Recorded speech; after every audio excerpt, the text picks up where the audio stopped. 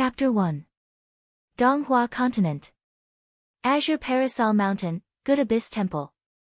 Zhang Yan slowly withdrew from meditation. He felt that his mind was clear, and his breathing was faintly discernible. His entire body also felt light and comfortable. Obviously, his cultivation had improved again. However, there was no joy on his face. Although this breathing technique makes my body lighter and stronger than mortals, it is not the right path after all. Even if I practice until I die of old age, it will only make my body lighter and my eyes sharper.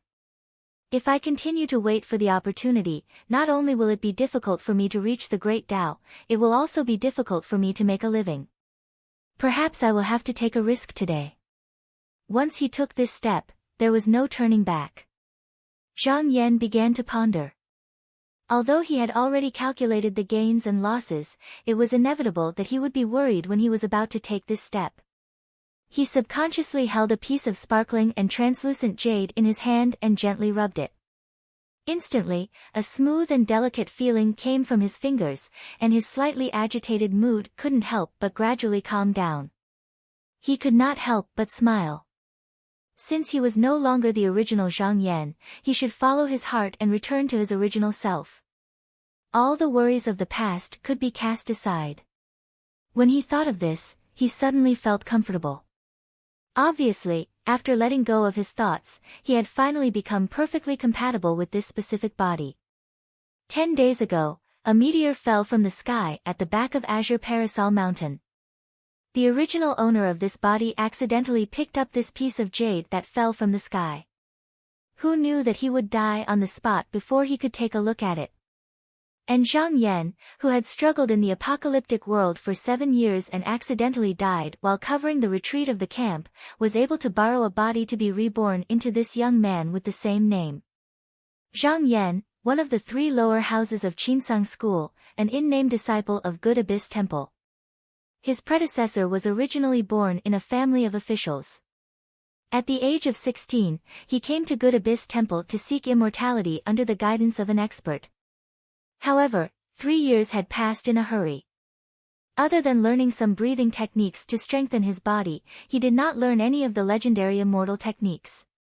That expert once told him that if he wanted to enter the profound gate, he must first build his primordial spirit, open his immortal meridians, shed his mortal body, and plant his profound root. This was actually referring to the first threshold that cultivators had to face on the path of cultivation, opening meridians. Only by opening up the immortal meridian and washing away the dirt on one's body could one cultivate the legendary immortal arts, and from then on step into the Xianmen Great Tao. As for ordinary breathing techniques, even if one practiced for another 30 to 50 years, they would not be able to enter the immortal sect. At the end of the day, one could not become an immortal without opening their meridians. If he couldn't do this, then he might as well give up on the immortal path. As the saying goes, a journey of 1,000 miles begins with a single step, and a platform of 9 floors begins with a single step. Opening one's meridians was not something that could be accomplished in one go. First, one had to condense qi into essence building.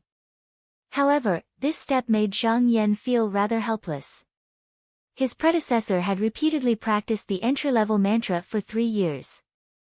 Every time he went to the guru in the monastery to ask for a more advanced mantra, the guru only told him that the fated chance had not arrived, and that his skill was not deep enough, so he had to practice more diligently. Before his predecessor came up the mountain, he was just a simple and innocent youth. He had no experience in the ways of the world, and had no guidance from others. He thought that it was true, and no matter whether it was summer or winter, he would painstakingly practice, spending 6 hours a day on this mantra. Zhang Yan could only smile bitterly in response. This person was too honest. Did he really believe this kind of excuse? Although he hadn't occupied this body for a long time, he could still see some clues. The so-called fated chance, wasn't it just money and filial piety? Without money and without outstanding talent, who would pay attention to an unremarkable disciple like him? Fortunately, there were gains and losses. What comforted Zhang Yan was that after several years of bitter practice, this body had laid an incomparably solid foundation. In the entire Good Abyss Monastery, there was probably no one who paid as much attention to the entry-level mantra as he did. It should be known that this mantra was called Pure Breath Scripture. As the saying goes, Tao begets one, one begets two, two begets three, three begets all things. Pure Breath Scripture was derived from the word one, which could be said to be the beginning of all Tao. As a cultivator's cultivation deepened, there would be differences in the practice of the mantra, but the initial one was the same. Most of the orthodox Xian men in the world used this breathing technique as the most fundamental foundation. But this was after all the most superficial mantra. Without the guidance of the superior mantra, no matter how good the foundation was, it could not germinate and bear fruit. After experiencing the catastrophe of the end of the world in his previous life, in the face of various natural disasters and viruses, Zhang Yan deeply felt the powerlessness and insignificance of mortals. Therefore, at this moment, his desire to pursue Tao was far more intense than anyone else's. Since he had come to this world, he must not miss the Tao of immortality. Although he had great determination and perseverance, there were more pressing matters to consider at the moment. After 3 years of cultivation, his predecessor did not produce, and the money he brought up the mountain had almost been used up. Now, apart from a small cooking tripod, a set of brush, ink, paper, and inkstone, he had no other money. Now, he could only eat wild vegetables to fill his stomach. It was already difficult to make a living, so how could he talk about pursuing the way of immortality? Cultivation was not like escaping deep into the mountains and not eating the food of the world.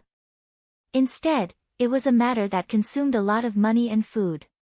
If one was not from a rich family, they would not be able to support it. Of course, those who were talented and were chosen by the guru were naturally a different matter.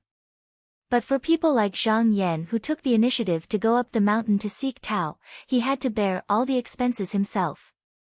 For the past few days, Zhang Yan had been thinking hard about how to solve the dilemma in front of him.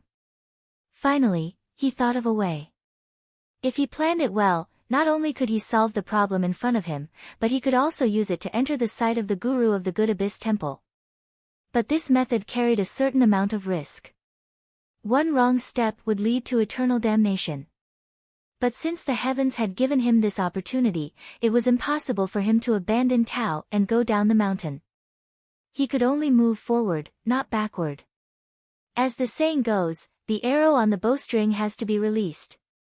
In his opinion, the previous Zhang Yan only knew how to cultivate in seclusion and did not know how to excavate his own wealth.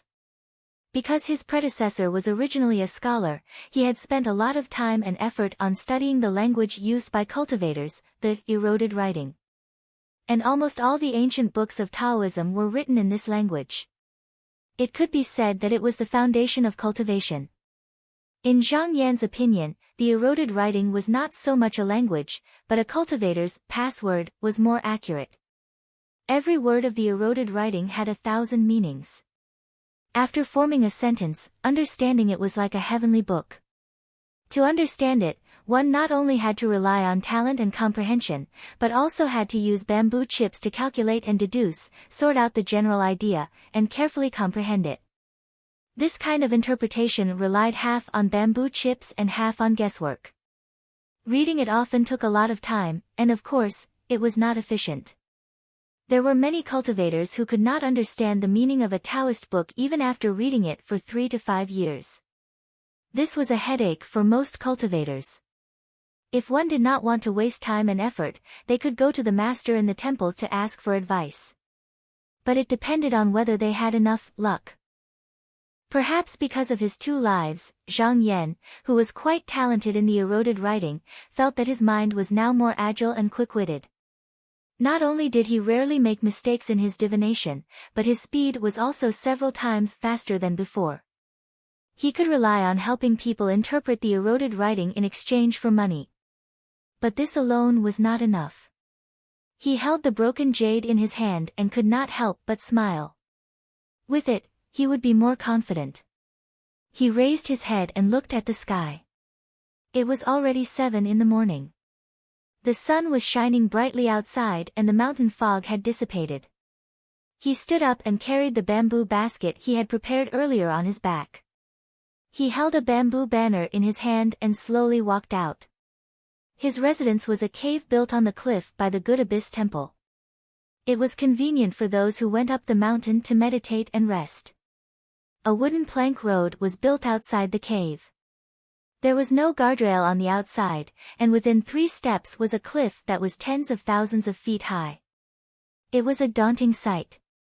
But he had lived here alone for 3 years, and the scenery in front of him was like a flat road. Naturally, his steps were relaxed. He walked straight out of the plank road and along the mountain path.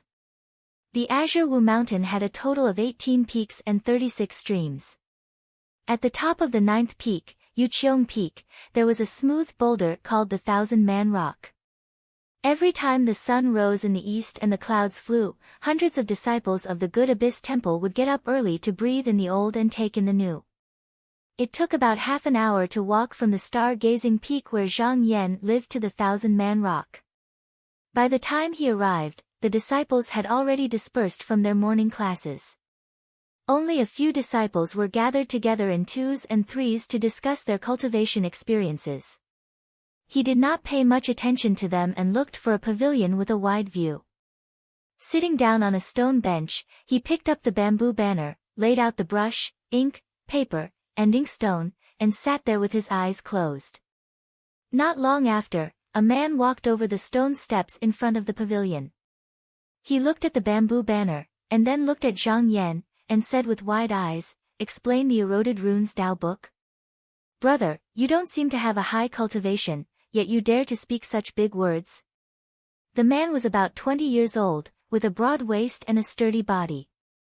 He wore a blue robe with his sleeves rolled up to his forearms, revealing his strong muscles. His eyes were spirited and his complexion had a faint jade color. At a glance, one could tell that he had reached the essence-building realm and had already entered the essence-condensation realm. A person with this kind of cultivation should not have a small background. His doubts were obviously not wrong. Generally speaking, the ability to interpret the eroded runes had a lot to do with a person's cultivation. If one had not reached that step, how could one explain the meaning of the book to others? The deeper the pool, the more water it could hold. This was an irrefutable truth. Of course, if some people spent their entire life studying the eroded runes, then they might also have some achievements. For example, those who knew that they had no hope of cultivation, but still had a deep interest in the profound truths. However, these people did not have to worry about food or clothing, and all of them were people who had devoted their entire lives to studying. But Zhang Yan looked less than 20 years old and had not even reached the essence-building realm.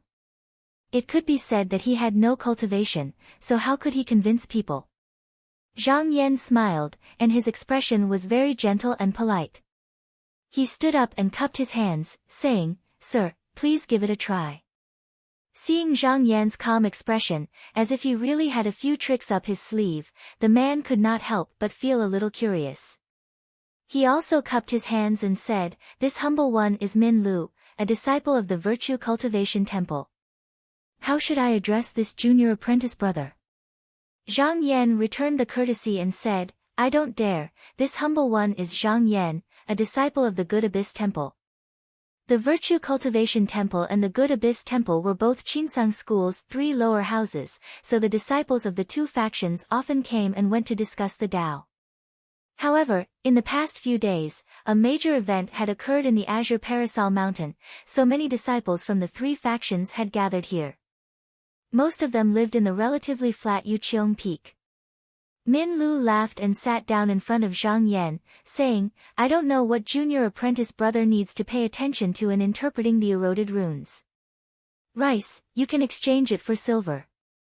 Zhang Yan pointed at an inconspicuous line of words at the bottom corner of the banner. The first thing he needed to solve was the problem of his livelihood. This was the most important thing right now. Min Lu looked at it and found that Zhang Yan did not ask for much. If he could really interpret the eroded runes, then it could be considered as a cheap sale. "All right, I can still afford to pay for rice. Come, I have a Taoist book here.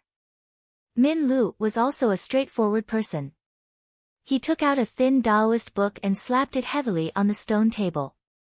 His expression was rather playful as he said, "Please take a look." Zhang Yan calmly took the Taoist book. After flipping through a few pages, he smiled faintly and dipped his brush in ink. Without thinking, he quickly wrote on the white paper. Min Lu's expression froze as he said in surprise, "Oh, you don't need bamboo chips to deduce?" Usually, when interpreting Taoist books, one would take out bamboo chips for divination and deduction. He had only seen this kind of ability from a few senior apprentice brothers with profound cultivation. No need. Zhang Yan didn't even raise his head. Although his tone was flat, the confidence in it was enough to infect others. Even though Min Lu was still doubtful, his expression unconsciously changed from playful to serious. Zhang Yan flipped through a dozen pages in a row and did not feel that there was anything difficult about it. If it was a high-level Taoist book, then the other party would not have been willing to let him read it so casually. However, after flipping through a few more pages, he frowned and his brush paused. Min Lu glanced at Zhang Yan's expression and couldn't help but smile inwardly. The content at the beginning of the Taoist book was nothing special, but there were a few parts that were quite puzzling. He had to ask a senior apprentice brother to understand it. Even so, there were still some obscure details that he still had questions about. He did not believe that a mere nominal disciple would be able to decipher them. Although he had encountered a difficulty, Zhang Yan did not panic. Instead, he quietly held the jade in his sleeve with his left hand and immersed his mind in it. After a while, he continued to write. From Min Lu's point of view, Zhang Yan just closed his eyes and pondered for a moment before picking up the brush and writing again. He couldn't help but reveal a puzzled expression. He thought that Zhang Yan should have skipped this part, but this was also a common thing in interpreting the inscription erosion. This time, he was just acting on a whim and with a little sense of teasing, so he did not expect any results. About half an hour later, Zhang Yan's brush paused heavily before he finally stopped. He picked up the white paper and blew it dry before handing it to Min Lu. Min Lu took it with a faint smile, glanced at it, and casually praised, "Good writing, good writing." However, after a few more glances, he was shocked. The more he read, the more shocked he became. Finally, he actually stood up and looked at Zhang Yan in a daze. The words used in this interpretation of the Taoist book were very concise and incisive. It could be seen that this Zhang Yan was not only a scholar, but he was also quite accomplished in the field of inscription erosion. Not only that, but he had also clearly written down some of the doubts that Min Lu had originally had. It had to be known that this was all interpreted in less than an hour. The way Min Lu looked at Zhang Yan suddenly changed. He put on an expression of admiration and sincerely said, "Senior apprentice brother's methods are good. This little brother is in awe." Before, he had doubted Zhang Yan because he did not believe that the other had the ability to do so. Now that he saw that Zhang Yan was the real deal, his attitude and tone immediately became much more respectful. Zhang Yan cupped his hands and said, "I am ashamed to only rely on this to make a living." Min Lu waved the paper in his hand and laughed, "Senior apprentice brother has such skills, why are you worried about making a living? I believe that my fellow apprentices and I will come often in the future to disturb you." To be able to interpret the Taoist book with just a few grains and goods, to him, this was a great bargain. Right now, although Zhang Yan was down and out, he would definitely make a name for himself in the future. If he did not make friends with such a person now, he would not have the chance in the future. Zhang Yan immediately stood up and cupped his hands, saying, "If that is the case, then thank you, senior apprentice brother, for your help." Min Lu was startled and then laughed, "Senior apprentice brother Zhang is a wonderful person." Zhang Yan smiled but did not say anything. Not everyone was as confident in him as Min Lu was. However, since he said that he was willing to find fellow apprentices to take care of his business, whether it was polite or not, Zhang Yan might as well make it clear so that he could not refuse. Moreover, it seemed that Min Lu was not an ordinary Taoist disciple. Over time, he would naturally be able to build a relationship, so why not? Min Lu then bid farewell and left. Before he left, he did not mention anything about the money. Zhang Yan also did not ask, his expression was firm, as if both of them had forgotten about this point. When it was noon, 4 people dressed like servants each pushed a wheelbarrow to the 1000 Zhang Yan pavilion. The person in front bowed respectfully to Zhang Yan, saying, "Are you young Master Zhang?" "We are young Master Min's servants. Following young Master's orders, we delivered these grains and money to young Master's residence." Zhang Yan nodded, saying, "Please wait for a moment." He was not in a hurry to return, and these servants did not have any impatient expressions, quietly waiting at the side. This scene naturally attracted many people to stop and watch. However, on this day, other than Min Lu, no one else came to take care of his business. Only a few people asked a few questions, and no matter who it was, Zhang Yan answered them one by one. It was not until the sun was in the west that he closed the stall and returned to his residence with the 4 servants pushing the wheelbarrow. Not long after Zhang Yan left, a middle-aged scholar in his early 30s rushed over, but found that the pavilion was already empty. He could not help but stomp his feet, his face full of regret. Chapter 2. 300 taels of silver, 500 caddies of rice, 20 caddies of fresh meat, 300 caddies of cured meat and all kinds of vegetables and fruits, 3 sets of a good wide-sleeved Taoist robe, a headband, shoes, and socks, a copper chi cultivating furnace. Zhang Yan looked at the list in his hand. Aside from these things, there were also some scattered daily necessities that were not on the list. He sighed inwardly at Min Lu's generosity. Even if he ate as much as he wanted, it would be enough for him to eat for a whole year. It could be said that it had completely solved his urgent need. In all fairness, if you were to look at the value of the Taoist book today, it would not be worth this much. Even if you were to ask the master in the temple, it would not cost so much. However, considering the fact that Min Lu was deliberately trying to befriend him, Zhang Yan did not act pretentiously and accepted all of it. However, he firmly accepted this favor. After pondering for a while, he wrote a letter and found a Taoist boy who was in charge of chores. He asked him to send the letter down the mountain when he went shopping. After arranging everything, Zhang Yan closed his door and meditated. Although the Ichi clear scripture was only an entry-level mental cultivation method, the path of cultivation was like rowing a boat against the current. If one did not advance, one would fall behind. He knew the importance of the foundation. After transmigrating here for so many days, he did not relax for even a moment. The night passed uneventfully. At dawn the next day, he went to the pavilion at the 1000 Zhang cliff. To his surprise, he found that someone was already waiting there. This person was in his early 30s, but his temples were slightly white. He looked haggard and held a Nanmu book box in his hand. From afar, he saw Zhang Yan walking over with a bamboo banner in his hand.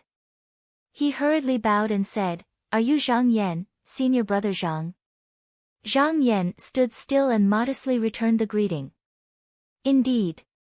I am Zhao Yuan from Virtue Cultivation Temple. I heard that senior brother Zhang is good at deciphering eroded scripts, so I came here to ask for advice." Zhao Yuan opened the wooden box in his hand, revealing a thin Taoist book. As if afraid of damaging the Taoist book, he gently took it out and presented it to Zhang Yan. He respectfully said, "If you can resolve the doubts in my heart, I will not mistreat you." Zhang Yan looked at the way Zhao Yuan treated the book as if it were a treasure, and then glanced at the meticulously crafted Nanmu box. He smiled faintly and set aside the bamboo banner in his hand.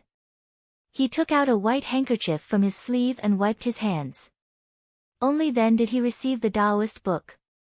Seeing Zhang Yan's actions, Zhao Yuan couldn't help but have a good impression of him. As soon as the book was in his hands, Zhang Yan flipped through it and found that there was only the first half of the Taoist book. It was obvious that Zhao Yuan didn't want him to read the whole thing. This was also reasonable. He smiled and returned the Taoist book to Zhao Yuan. Zhao Yuan's expression changed and he hurriedly said, "Senior brother Zhang, is there something wrong? Or?" He paused and looked suspiciously at Zhang Yan. Could it be that Min Lu had exaggerated Zhang Yan's ability and that he couldn't actually decipher this Taoist book? Zhang Yan shook his head and smiled, "Senior brother, don't worry. This book is in my heart." The first half of the Taoist book was only a few hundred words. His memory was getting better and better, and he had studied eroded scripts for several years. Naturally, he could remember it after reading it once. Moreover, he wanted to use it to promote his reputation and put on the airs of an expert. Oh. Zhao Yuan was taken aback, but there was still some doubt in his expression. Zhang Yan walked into the pavilion and placed the brush, ink, paper, and inkstone in the bamboo basket on his back on the stone table. After sitting down calmly, he picked up the brush and began to write. He had just seen that this Taoist book named Yongchuan Traversing Water Book was actually just a miscellaneous book of immortal travel. It wasn't difficult for him to decipher this half of the Taoist book. Without waiting for the ink to dry, Zhao Yuan hurriedly grabbed those pages of paper and impatiently read them. At first, he was filled with hope, but not long after, his complexion became worse and worse. After reading it a few times, he dejectedly let out a long sigh and said, "I didn't believe it at first, but I didn't expect it to be true. I spent so much effort in vain. That's right, how can people of my generation casually look at the true scriptures of wonderful techniques? I've been blinded this time." Zhang Yan was surprised. "Senior brother, why do you say that?" Zhao Yuan revealed a bitter expression and said, "Junior brother, you also know that it's difficult for us nominal disciples to cultivate. Even those rich and wealthy families have to give some offerings to those evil slaves from time to time in order to obtain some methods. I won't hide it from junior brother Zhang. A few days ago, senior brother Bian said that if I find a pound of glittering sinks into sand, he will give me a Taoist book. Who knew?" Alas! Zhang Yan suddenly understood. Whether it was the Good Abyss Temple, the Virtue Cultivation Temple, or the Peace Temple, there were only a dozen or so real disciples. They usually concentrated on cultivation, and the daily chores were handled by the stewards around them. Although these people were stewards, they shouldn't be underestimated. They also carried the title of nominal disciples. After reading the Taoist book, the disciples would always leave behind some handwritten copies. These servants secretly copied some and sold them to nominal disciples or some rich families who yearned for cultivation. However, there were also different levels. If it wasn't a real rich family, they wouldn't give you face and would only give you some miscellaneous books. Most of the Taoist books circulated among the three lower houses came in this way. Although Zhao Yuan's family had been doing business for generations and could be considered a well-to-do family, it was still far from those nobles. Zhang Yan's previous targets were precisely these rich slaves. These people had great power, and most of them had colluded with the inner disciples. Ordinary disciples absolutely couldn't afford to provoke them. Even if they tricked them, it would be a waste. This time, Zhao Yuan was eager to seek the Tao. He heard that a certain nominal disciple was searching everywhere for the 5 elements divine sand and was willing to take out a few authentic Taoist books for his senior and junior brothers to study. He steeled his heart and approached this person's steward. Not only did he offer a caddy of water moon gem sinks into sand, he also sent a large amount of money in exchange for an authentic book. Zhao Yuan had originally thought that this Taoist book would definitely be an immortal technique. He didn't expect to find that it was only a travel journal, even worse than ordinary qi cultivation techniques. He couldn't help but feel regret, but he was also afraid that he had made a mistake in deducing the eroded runes.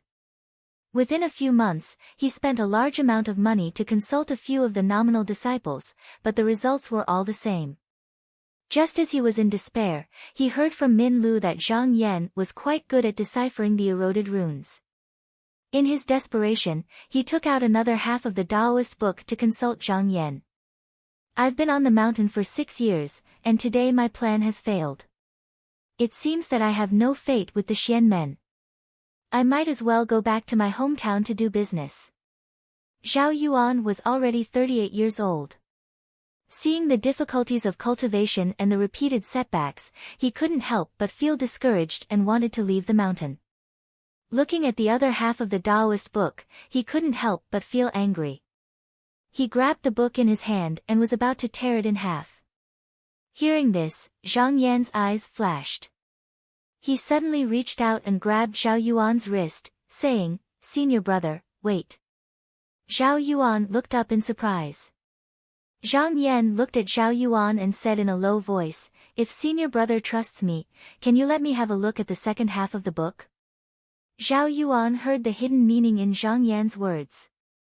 He hesitated for a moment before saying, "What does senior brother mean?" Zhang Yan said sincerely, "Forgive me for being blunt, but the Eroded Runes Taoist book is all about unity, reflecting the front and the back. If I hastily separated it, I wouldn't be able to understand its meaning. Just now that I've read this book, there are some places that are quite mysterious. Perhaps, oh." Zhao Yuan's eyes widened as he looked at Zhang Yan. He seemed to understand the meaning of Zhang Yan's words. His whole body unconsciously trembled. Could it be? Zhang Yan smiled and said, "I'll do my best and leave the rest to heaven." Zhao Yuan clenched his teeth, stood up and stamped his feet, saying, "Fine, I'll read it with senior brother." He had originally given up on this idea, but Zhang Yan's words gave him a glimmer of hope. Although it was still very uncertain, how could he easily let it go? Watching Zhao Yuan hurriedly leave, Zhang Yan got up and paced back and forth, saying slowly, "In ancient times, there was Yong County, also known as Chuanda.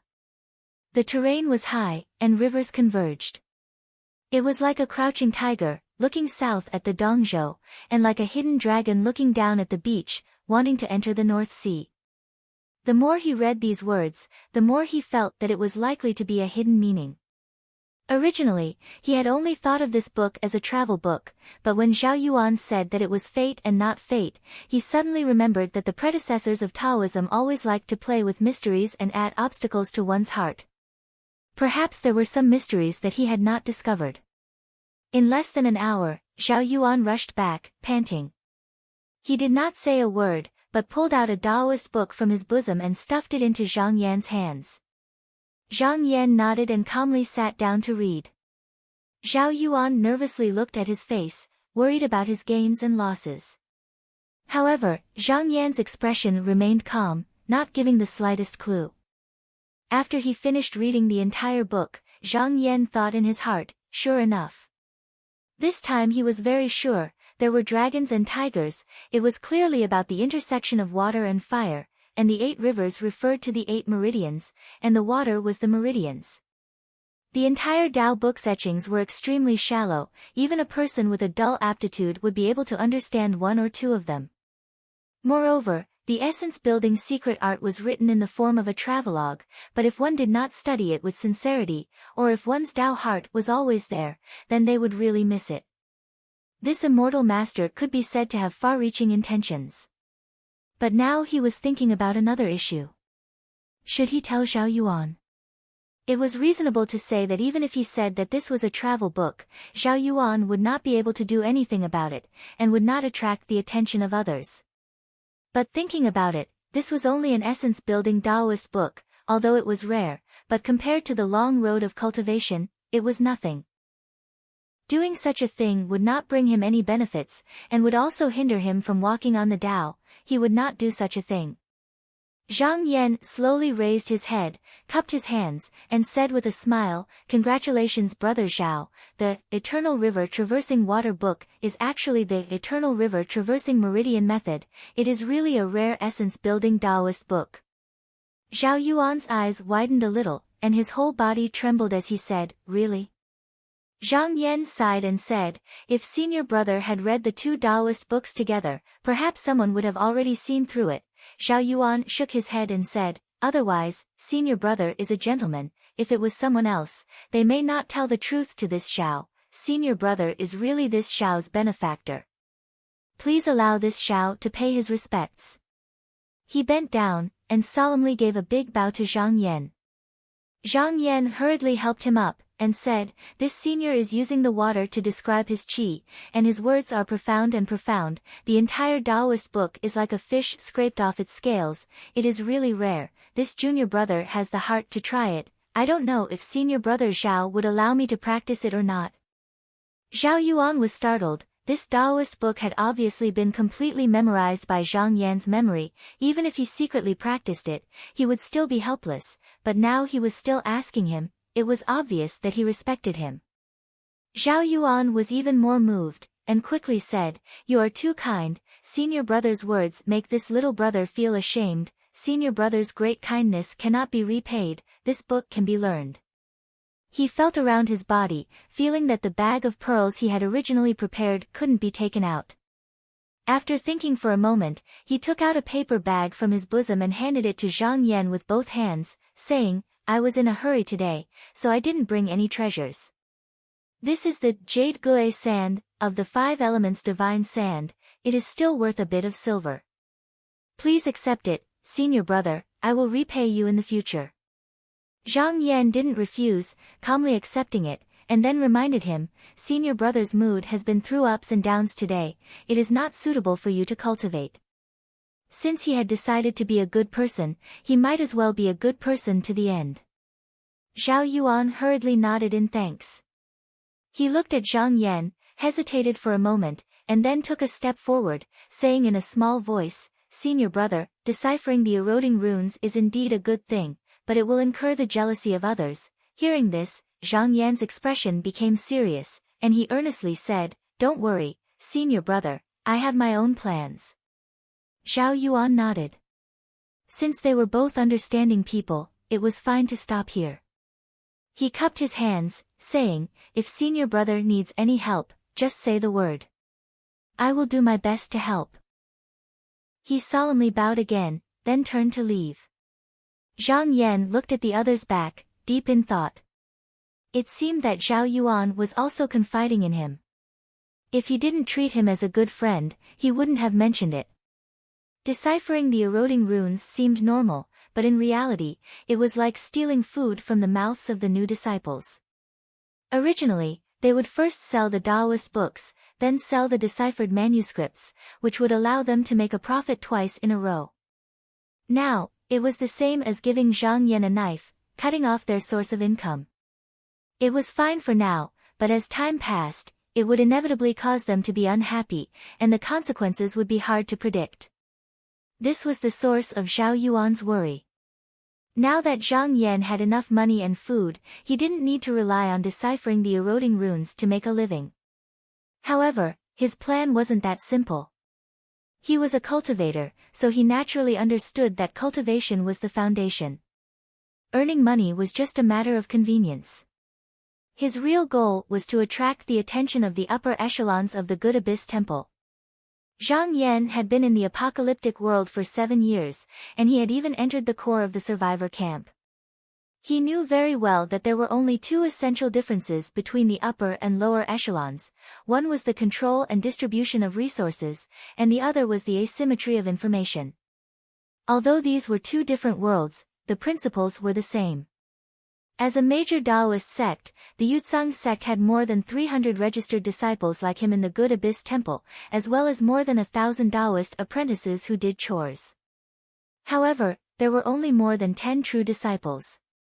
However, these dozen or so people and the 3 gurus in the temple had all the cultivation books.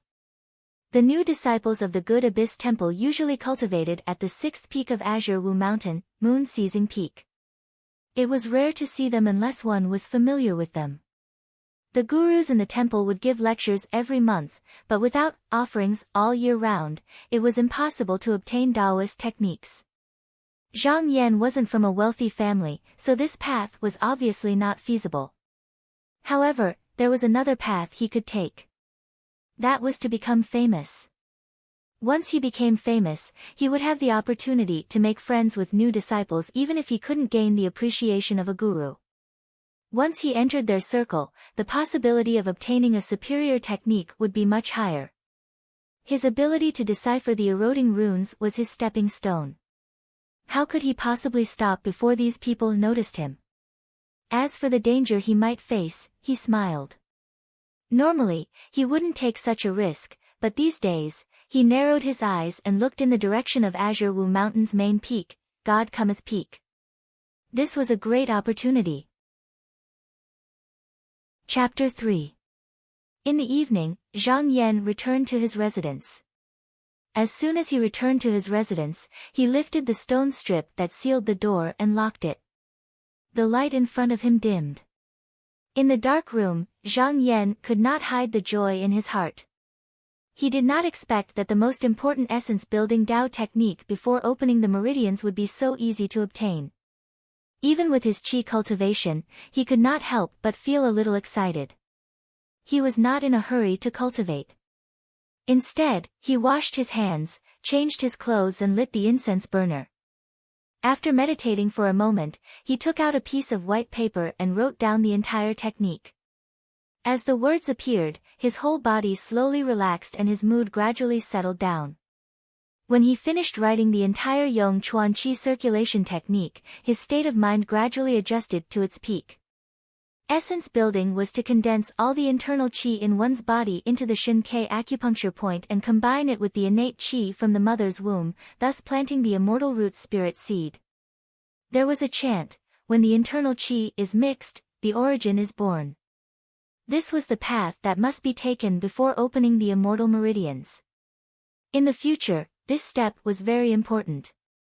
Sitting down on the praying mat, he expelled all the distracting thoughts from his mind. First, he began to circulate his qi. After sitting like this for half an hour, his heart was calm and peaceful. After everything was ready, he began to chant the chant, guiding the internal qi to move according to the meridian circulation technique. But not long after, he stopped. Zhang Yan frowned slightly. In the past, his qi and meridians had always been smooth and unobstructed. However, this time, he felt that something was wrong. Not only was his qi intermittent, but his steps were also rather sluggish. It was as if he was stumbling forward, stumbling and stumbling. Fortunately, he had just started cultivating. He simply dispersed the internal qi that he had guided, calmed his mind, and started from the beginning again. But this time, the situation was the same as the last time. Zhang Yan's face congealed. He opened his eyes and decisively stopped his cultivation. Cultivation was not something that could be forced. If he blindly tried to be brave, it would only damage his own foundation. Could it be that his aptitude was too poor, so he could not cultivate this technique? He shook his head. If it was due to his aptitude that he was unable to cultivate a high-grade technique, that might be the case. But if even his qi and meridians were not smooth, then the problem definitely did not lie there. What was the reason? Could it be because of the technique itself? Zhang Yan looked at the incantation again, puzzled. The incantation didn't have any tricks such as reversing the flow of qi, not going through special channels, or reversing the flow of qi. With a single glance, one could tell that it was the most authentic Xianmen method. How to take each step, where to circulate the qi, how to coordinate the acupoints, and how to respond to the breathing were all explained clearly and in great detail. The only thing missing was the guidance of a teacher. How could there be any problems with such an incantation? If neither of these two reasons were true, then it was possible that he had not found the right cultivation method. Thinking of this, Zhang Yan's heart shook. He picked up the meridian channeling method and looked at it a few times. When he saw the words, flowing water, its power is natural, he faintly realized where the problem was. Perhaps it was because the incantation was explained in great detail that caused him to be too deliberate when he cultivated and forgot the true meaning of flowing water in the Taoist book. One should know that some Xianmen methods focused on the will of the mind, while others focused on the method. Both were indispensable and complemented each other. However, there was a distinction between the main and the secondary. This incantation clearly focused on the will of the mind, followed by the method. When he cultivated, he only focused on the method, and neglected the will. The primary and secondary were reversed, and the deliberate carving was too heavy. Naturally, he was at a disadvantage. Zhang Yan put down the incantation and rubbed his sleeves as he muttered to himself. Even though he had found the problem, he still could not continue. As long as he wholeheartedly cultivated this method, the obsession would always exist. This was contrary to the will of the mind. Therefore, he would not be able to forcefully cultivate it. If he were to let it go, of course he could get rid of the obsession, but naturally, he would not be able to increase his cultivation level. This was like a dead knot within a loop. Zhang Yan stood up and paced back and forth in the room with his hands behind his back. He was thinking about how to cultivate. On the path of cultivation, there would always be all kinds of obstacles and obstacles. If one was not careful, one would fall into the wrong path. If it was light, one's cultivation level would regress instead of improving, and one's foundation would be damaged. If it was heavy, one would go mad and their life would be in danger. At this moment, the benefits of having a teacher could be seen. Not only could they give advice, but they could also help and protect during critical moments. Naturally, the danger during cultivation would be greatly reduced. However, Zhang Yan was merely a disciple in name. He had no teacher and no one to guide him. Therefore, he could only rely on himself to slowly explore. Getting rid of the obstacles in his heart was difficult. Zhang Yan knew that this was not the time to be impatient. Instead, he had to be calm. Or else, once he was blinded by the demons, he would only sink deeper and deeper into the quagmire. After thinking for a long time, he realized that there was a way that was feasible. That was to travel far. Sightseeing the famous mountains and scenic spots, observing the artistic conception of the mountains and rivers, forgetting worries and calming one's heart while waiting for the right time. When the right time came, success would naturally follow naturally. This could be said to be the most suitable cultivation method for a Taoist. However, this method was immediately rejected by Zhang Yan. Firstly, it would take too long, and secondly, there were too many variables. This was only before he could open his meridians. If he could obtain a similar profound method in the future, would he have to go sightseeing every time? This would be too much of a waste of time. What's more, the reason why he chose to go into seclusion immediately was because he felt that tonight was the best time for him to break through to the essence-building realm. If he missed this opportunity, he did not know when the next time would come. He could not help but close his eyes and ponder. Since he was able to see the cultivation method in the book, then he could already be considered as a destined person. There was no reason for the senior to leave such an obvious flaw. There must be a way, and it was definitely hidden in the book. He stared at the dense text on the paper back and forth several times, until his eyes were sore. Suddenly, his back stiffened, and his mind suddenly lit up. That's right. How could he forget that this Taoist book was originally written with an etched text? The etched text seemed simple, but it was actually very complex. The meaning behind it was vast, and each word reflected the truth of the world. In just a few strokes, it could explain the life and death of all living things in the world. This Taoist book, after his interpretation, had turned into thousands of words, but if he used the etched text to write it down, it would only be a trifling 600 words. These 600 words had already explained the cultivation method clearly and thoroughly.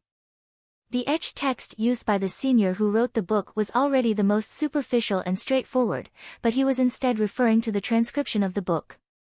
Wouldn't that be the same as looking at the moon through a mirror, giving up what was close at hand to seek what was far away? So, Zhang Yan's eyes flashed.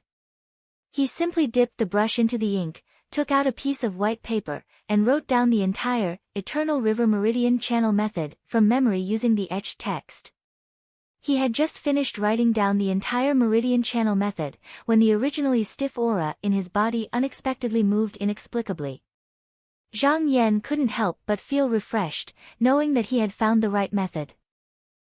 He did not stop writing, and finished the entire cultivation method in one breath. After he finished writing, he did not stop. He then took out another piece of white paper, picked up the brush, and wrote again. Gradually, the thick inner chi in his body, which was originally like stagnant water, seemed to be stirred up by a hidden dragon. It spread to the hundreds of meridians in his body, flowing and flowing. After completing a circulatory cycle, it gathered in his dantian, and so on, endlessly. The whole process was natural, completely automatic with genuine qi, and Zhang Yan did not deliberately pursue it. His mind was completely immersed in the etched text under the brush. At first, the aura in his body was like a trickle, continuous and dense. As he wrote down the meridian channel method again and again, the aura grew stronger and stronger. In the end, it was like a surging river, with waves rising from the long river, surging up and down his body. However, Zhang Yan's heart was neither happy nor sad, and he did not care about it at all. By the end, there was no ink left in the brush in his hand, but in his eyes, the etched text was still gushing out from the brush. Even without the guidance of his thoughts, the inner qi continued to circulate in the qi meridians according to the incantation, breaking through the clogged meridians one by one. After 365 circulatory cycles, the inner qi in his body rose and fell like the tide, like a wave pressing against the various aperture acupoints. When this vast aura reached its peak, the aperture acupoint, which was originally located in the depths of the navel and had been tightly closed since birth, suddenly shook and opened a small gap. The surging inner qi seemed to have found a way to vent, and rushed in. After a moment, it disappeared completely. For a moment, the body became empty, and his whole body felt like it was floating in the void. Without the guidance of a wise master, once a cultivator encountered such a situation, they would inevitably panic and doubt, and their minds would be disturbed, which would lead to failure at the last step. However, Zhang Yan had experienced the cycle of life and death, and his mind was firm. He was still calm, and there was no disturbance in the depths of his heart. He did not care about what was happening in his body, and let nature take its course. Sure enough, not long after, the disappeared inner qi was slowly spat out by the dantian acupoint, but it seemed to be mixed with a trace of innate vitality, which was then absorbed by the dantian acupoint again. After 8 breaths, the inner qi had become one with the innate vitality. When the inner qi slowly returned to the dantian acupoint for the 9th time, the shin-kei acupoint in the navel suddenly jumped. Boom! The back of Zhang Yan's head seemed to be lightly knocked by a jade mallet, and a clear and melodious sound entered his ears. In front of him, there was a vast expanse of whiteness, and then there was a burst of light. The saliva in his mouth automatically flowed into his throat, and along with a stream of hot air, it finally fell into the depths of the navel, and finally stopped moving. Zhang Yan's pen suddenly stopped, and when he looked up, he discovered that the ground was covered with his writing paper. In front of him, there was a hole in the cave wall, and a white light penetrated through it. Unknowingly, a night had already passed. At this moment, not only did he not feel tired, but he also felt refreshed, his 5 senses were clear, and his heart was calm. His whole temperament had also changed, and there was a faint aura of otherworldly aura. If he could see himself, he would find that on his face, there was a layer of sparkling and translucent jade-like luster, flowing incessantly on his head, and his eyes were as bright as the stars.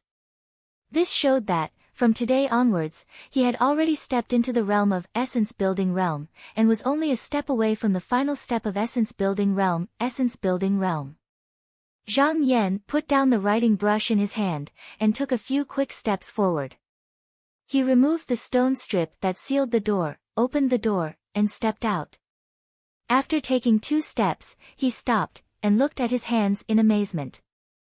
This stone strip that sealed the door weighed more than 300 jin, although his body was strong and healthy, but usually it was quite strenuous for him to move it. But just now, with just a light lift, he was able to move the stone strip to the side. He could not help but suddenly understand. Before, he had often heard people say, that after a cultivator reaches the essence-building realm, their arms have the strength of 1,000 jin, their eyes can see through the fog, their ears can distinguish the sounds of insects and birds, and they are almost like immortals. It seems like this legend is true. Zhang Yan clenched his hands into fists, took a deep breath, and secretly reminded himself, this was only the first step on the road to the Great Way. He must not get carried away. There were many more dangerous passes waiting for him. It was too early to rejoice. At this time, a clear and melodious cry of a crane was heard, lingering in his ears for a long time. Zhang Yan turned his head to look. At this moment the sun had just risen, the clouds were dispersing, the forest on the mountain was dyed with a golden glow, the winding river at the bottom of the cliff was like a white jade belt, from time to time there were 2 or 3 white feathered cranes flying on the plank road. He stood at the edge of the cliff, the cold morning breeze brushing past him, although he was only wearing a robe, but he did not feel the slightest bit of cold, letting his sleeves flutter in the wind. After painstakingly practicing the Heart Sutra for 3 years, once he got his hands on a superior cultivation method, in just one night he was able to condense his chi into essence building. It could be said that he had accumulated a lot of experience. When the conditions were right, success came naturally. He could not help but think, if at this time he still bitterly practiced in the cave every day, only waiting for the heavenly way to give him alms, blindly focusing on opportunities, then would he still have today's good fortune? The answer was obviously no. The road of cultivation was like a magnificent army crossing a single log bridge. There was no way to retreat, only forward. No matter how many difficulties and obstacles he faced, he had to regard it as a smooth road. In his previous life, the Book of Changes once said, "The day is dry and dry, the way is repeated." Didn't it mean that a gentleman must constantly strive to improve himself? Regardless of good or bad situation, he must persevere again and again. This was in line with the righteous Yang way. It could be seen that his determination to forge ahead, to temper himself, was in line with the heavenly way. In a word, people must help themselves, and the heavens will help them. Thinking of this, he seemed to have understood something. At this time, his expression changed, and he suddenly turned his head to look at the other end of the plank road. Now that his 5 senses were sharp, he could hear from afar that someone was hurrying towards him. Not long after, the figure of a girl about 17 or 18 years old came into view. Her hair was tied up in a Taoist bun, and she wore a narrow-sleeved long robe, the attire of a man, with a sword hanging on her waist. At first glance, she looked full of heroic spirit, but her chin was slightly pointy, giving people a feeling that she was not approachable. She walked all the way to the front of Zhang Yan, and looked at him with a gaze full of hostility. She asked, "You are Zhang Yan?" Zhang Yan had never seen this girl in his life. He answered, "Yes, I am." "Who are you, miss?" "My name is Xiao Ying." The girl's face was cold. She waved her hand and said, "Quickly pack up and follow me down the mountain. There will be changes if you delay." Zhang Yan only felt that it was inexplicable. He asked in doubt, "Miss Xiao, what do you mean? You little..." Hearing these words, Xiao Ying's anger rose in her heart. She originally wanted to curse out loud, but looking at Zhang Yan's dignified appearance, his temperament and spirit even more outstanding, she couldn't utter the word thief. She could only fiercely stare at him and said, "You still have the face to ask? It was you who caused trouble for my brother." She secretly cursed in her heart that this guy was born with a good appearance. No wonder he could deceive my brother. Zhang Yan was startled when he heard this. He looked at the woman's appearance and vaguely noticed that she looked somewhat similar to Zhao Yuan. He thought for a moment and immediately came to a sudden realization. He asked, "Is there something wrong with senior brother Zhao?" Zhao Ying coldly snorted, her face full of resentment. Zhang Yan understood, and secretly sighed. He had long seen that Zhao Yuan was a person who showed his emotions on his face, and his mind was unstable, so he warned him to be careful in his cultivation, but he didn't expect that there would still be a problem. It turned out that Zhao Yuan had listened to Zhang Yan's words last night, but how could he bear it just because he had the book in his hand?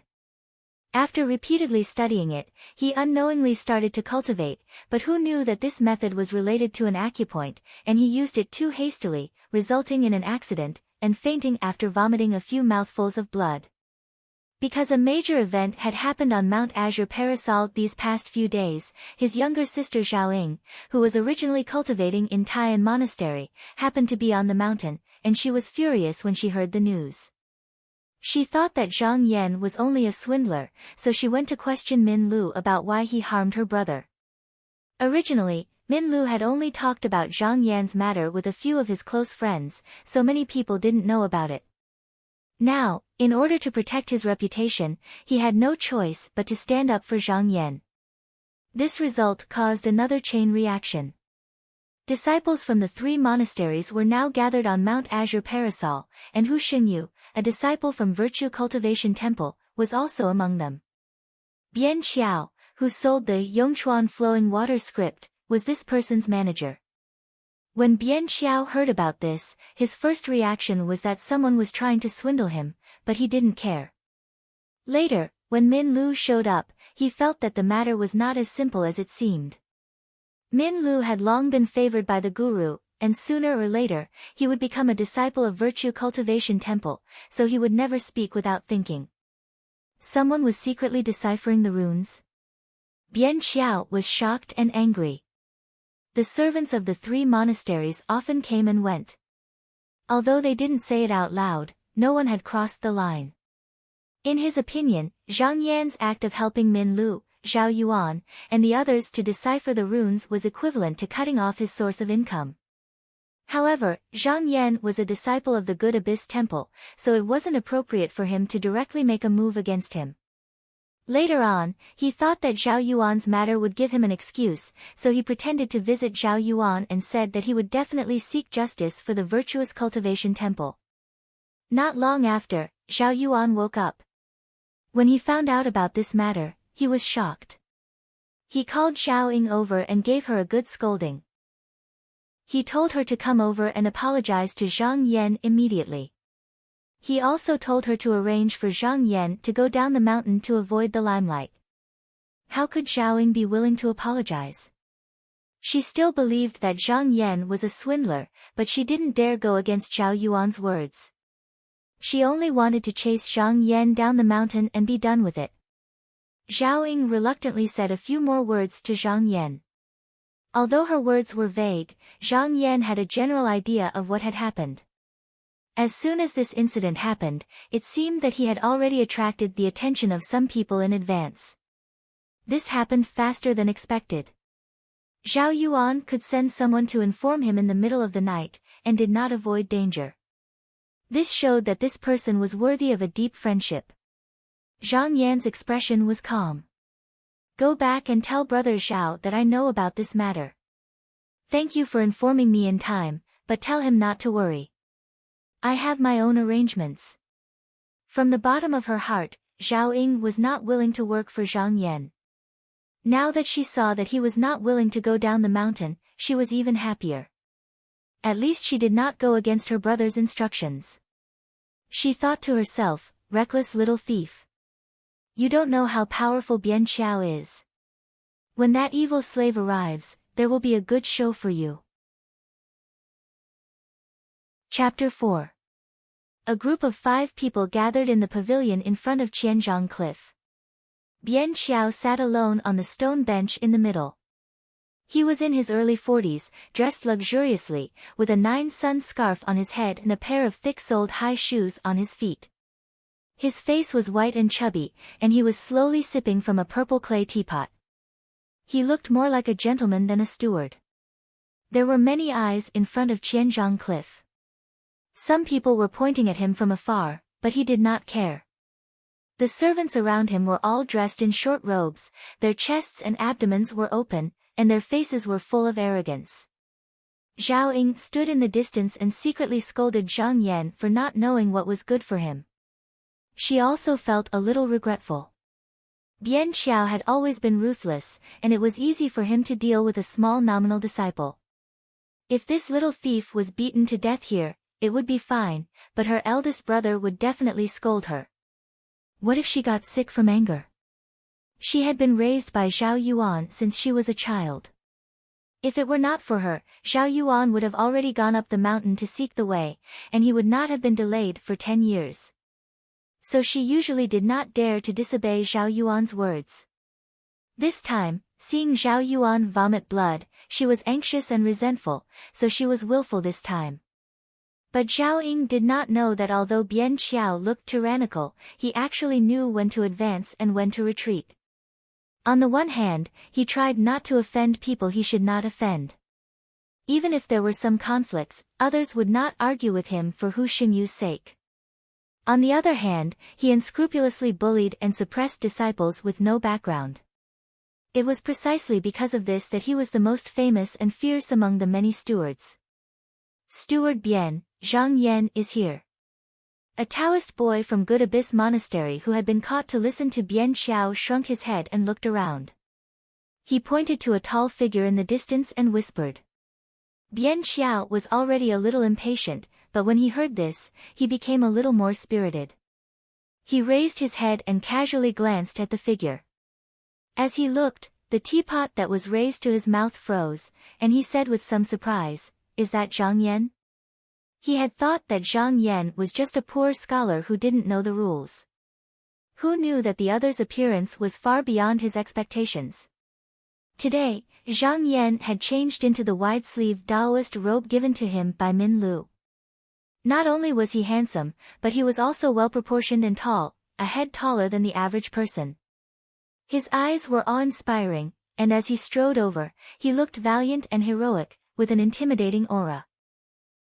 But what made Bian Qiao even more surprised, was that Zhang Yan's face was covered with a layer of obscure luster. He had been handling chores by Hu Xingyu's side all year round, so naturally he had a lot of experience. With just a glance he knew that Zhang Yan had not only reached the realm of congealing essence and visualizing meaning, but he also had a faint sign of stepping into the true essence realm. Bian Qiao grinned and was secretly annoyed. He didn't know what the person who inquired about the news was doing. With such cultivation, how could he be an ordinary nominal disciple? In fact, Zhang Yan's predecessor had a dull personality. In the 3 years he had been on the mountain, he only knew how to immerse himself in bitter cultivation, studying the erosion runes behind closed doors. He had never made any friends with anyone. It could be said that he was unremarkable, so in such a short time frame, it was only natural that he would not be able to find out anything. According to Bian Qiao's original plan, if this Zhang Yan did not have any background, then he would naturally teach him a lesson, cripple him, and throw him down the mountain. In his eyes, a nominal disciple was nothing. If it were not for the fact that this was the Good Abyss Temple, then with just a word from him, someone would rush to do it, and he would not even need to personally come forward. However, he did not expect that at first glance, he would feel that Zhang Yan was not simple. Coupled with the fact that Zhang Yan was proficient in the erosion runes, generally speaking, such a person either had a disciple backing them, or had a prominent family background. Thinking of this, Zhang Yan's figure and his eyes suddenly became profound, and he did not dare to act rashly. However, in the past, he had relied on Hu Xingyu's name to think of himself as a character. Since the scene had already been laid out, he could not shrink back in front of so many disciples and lose his momentum. He forced a smile on his face as he sat there and cupped his hands towards the approaching Zhang Yan, saying, "My name is Bian Qiao, and I usually take care of worldly affairs for virtuous cultivation temples Hu Xingyu. Is this junior brother Zhang Yan?" Zhang Yan stopped and glanced at Bian Qiao with a calm and tranquil gaze. Yes. Bian Qiao had been carefully observing Zhang Yan's expression. Seeing that his eyes were calm and unmoved when he heard Hu Xingyu's name, Bian Qiao was even more certain of his previous judgment. Pretending to be friendly, he probed, "May I know how to address senior brother Zhang and the senior brothers of the Good Abyss Temple?" The senior brothers that Bian Qiao mentioned were naturally the disciples of the Good Abyss Temple. How could Zhang Yan not know what he was thinking? With a smile that was not a smile, he said, "Naturally not as close as brother Bian and senior brother Hu." Bian Qiao's expression changed. These words were faintly mocking him for being a servant. What he hated most in his life was people mentioning his background. He couldn't help but feel annoyed, and the smile on his face became somewhat stiff. He looked refined, but he was used to being arrogant, so his tone immediately became unfriendly. He coldly swept a glance over Zhang Yan, saying, "Let me ask you. I heard that you interpreted the erosions for my virtuous cultivation temple's disciples? Is there such a thing?" Zhang Yan was extremely calm, saying, "Yes." Bian Xiao sneered, "I also know that you've been on the mountain for 3 years. How could you not know that the disciples of the 3 temples have their own rules? Fine, I won't make things difficult for you today. Swear here that you will no longer interpret the Tao books for the disciples of the 3 temples, and I will let you go on behalf of my senior brothers. I will let bygones be bygones. What do you think?" Zhang Yan smiled, saying, "Since Steward Bian has spoken, then from now on, I will not interpret the Tao books for the disciples of the Virtuous Cultivation Temple." Bian Xiao narrowed his eyes at Zhang Yan, saying coldly, "Junior brother, do you really not understand, or are you just making fun of me? I'm talking about the disciples of the 3 temples. Do you understand?" Although the lower house was divided into 3 temples, they usually interacted frequently. If someone obtained a Tao book from the Virtuous Cultivation Temple and then asked a disciple from the other 2 temples to interpret the erosions for Zhang Yan, would he be able to stop them? Wouldn't that be the same as not saying anything? Zhang Yan cupped his hands and lightly said, "Since that's the case, forgive me for not being able to comply." How could he not know the crux of this matter? He had deliberately said this to advance by retreating. In this way, it wasn't that he didn't want to agree, but that Bian Xiao had gone too far. Bian Xiao was originally afraid that Zhang Yan had someone backing him, so he thought that if they both took a step back, they wouldn't fall out. He didn't expect that Zhang Yan didn't know what was good for him and didn't give him any face. On second thought, although Zhang Yan seemed to have some background, he had broken the rules first and was in the right when it came to his senior brothers. What was there to be afraid of? Since you won't listen to my kind words, don't blame me for not giving you face. Do you really think I have no way to deal with you? Before coming here, he had already made preparations. Since there was no way to reconcile, he was prepared to use his methods. Bian Xiao suddenly laughed and said, "It's fine, it's fine. Since junior brother has some experience in the Tao of erosions, why don't you let us broaden our horizons? I have 3 Tao books here. Please advise me, junior brother." With a wave of his hand, a manservant behind him immediately brought out a Tao book.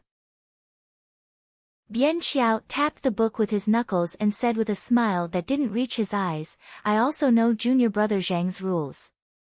Rice and money won't be lacking, so please advise me, junior brother Zhang." With business knocking on his door, Zhang Yan naturally wouldn't refuse. He took 2 steps forward and reached out to take the Tao book. "Wait."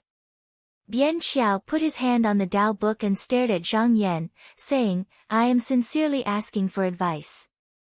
If junior brother Zhang interprets it wrongly or can't decipher it, what will you say?" Zhang Yan said with an indifferent expression, "Senior brother can smash my signboard. From now on, I won't speak of erosions again." Bian Xiao snorted and shook his head, saying, "Not enough, not enough." Zhang Yan also smiled and withdrew his hand. He stood up straight and said, "Then what does senior brother think?" Bian Xiao narrowed his eyes and said, "You will disperse your cultivation and leave the mountain. From now on, you are not allowed to take half a step into the territory of my Qinsang school." Because there were many people gathered here, some of the disciples of the 3 lower houses gradually surrounded them and exclaimed when they heard this. This was completely cutting off Zhang Yan's path of cultivation. Zhang Yan was surprised. He didn't think that Bian Xiao would become much tougher after not acting up before. He didn't know that this was Bian Xiao's nature as a slave, chasing small profits and being afraid of adults. It was just that he couldn't see through Zhang Yan's background, so he didn't directly make a move. If Zhang Yan lost this time and no one stood up for him, then naturally he would be ruthless and leave no way out. If someone came forward to plead for leniency, and if they had a powerful background, he could also give them face and ask for a favor. In short, as long as Zhang Yan made a mistake in his interpretation of the book, whether it was flat or round, he would be at his mercy. What senior apprentice brother said is also true, but Zhang Yan looked at him calmly and said, if so, then this price is not something that can be offset by mere grains. Bian Xiao laughed, fumbled in his sleeves for a while, and then took out a white jade porcelain bottle and placed it on the stone table. Junior apprentice brother seems to have already reached the essence building realm. This is the harmony pill. There are a total of 23 pills in this bottle, each pill is worth 1,000 gold. What does junior apprentice brother think about it? The surrounding disciples of the 3 lower houses suddenly began to talk, looking at this bottle of pills. Their eyes were filled with a fiery passion, but they also knew that this was not something that they could obtain. But in their hearts they were cursing. This Bian Xiao was obviously just a steward, and did not have any cultivation, but still had such a good pill. It was simply a waste of a treasure. Zhang Yan was familiar with the ancient books and miscellany, so of course he knew the value of this pill. Not only could it help in nourishing one's body, it could also wash away the impurities in one's body, but it could also strengthen one's foundation, improve one's blood circulation and open up one's meridians. It was very beneficial to cultivators who often sat for several days and nights without moving. The key was that there was no market price for it. This was a pill that only the disciples could enjoy. There was no need to think about it anymore. He immediately replied, yes.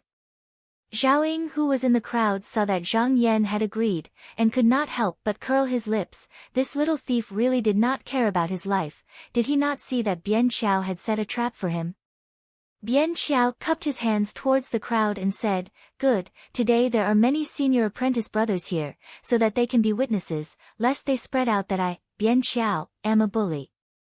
His means were also very ruthless, as he took the initiative to block Zhang Yan's escape route with his words. Zhang Yan looked coldly at Bian Xiao's petty actions, but he did not care at all.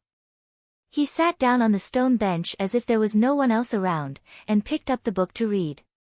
When the surrounding disciples heard Bian Xiao's words, they gathered their courage, wanting to see what this Zhang Yan was capable of, that he actually dared to go against Bian Xiao.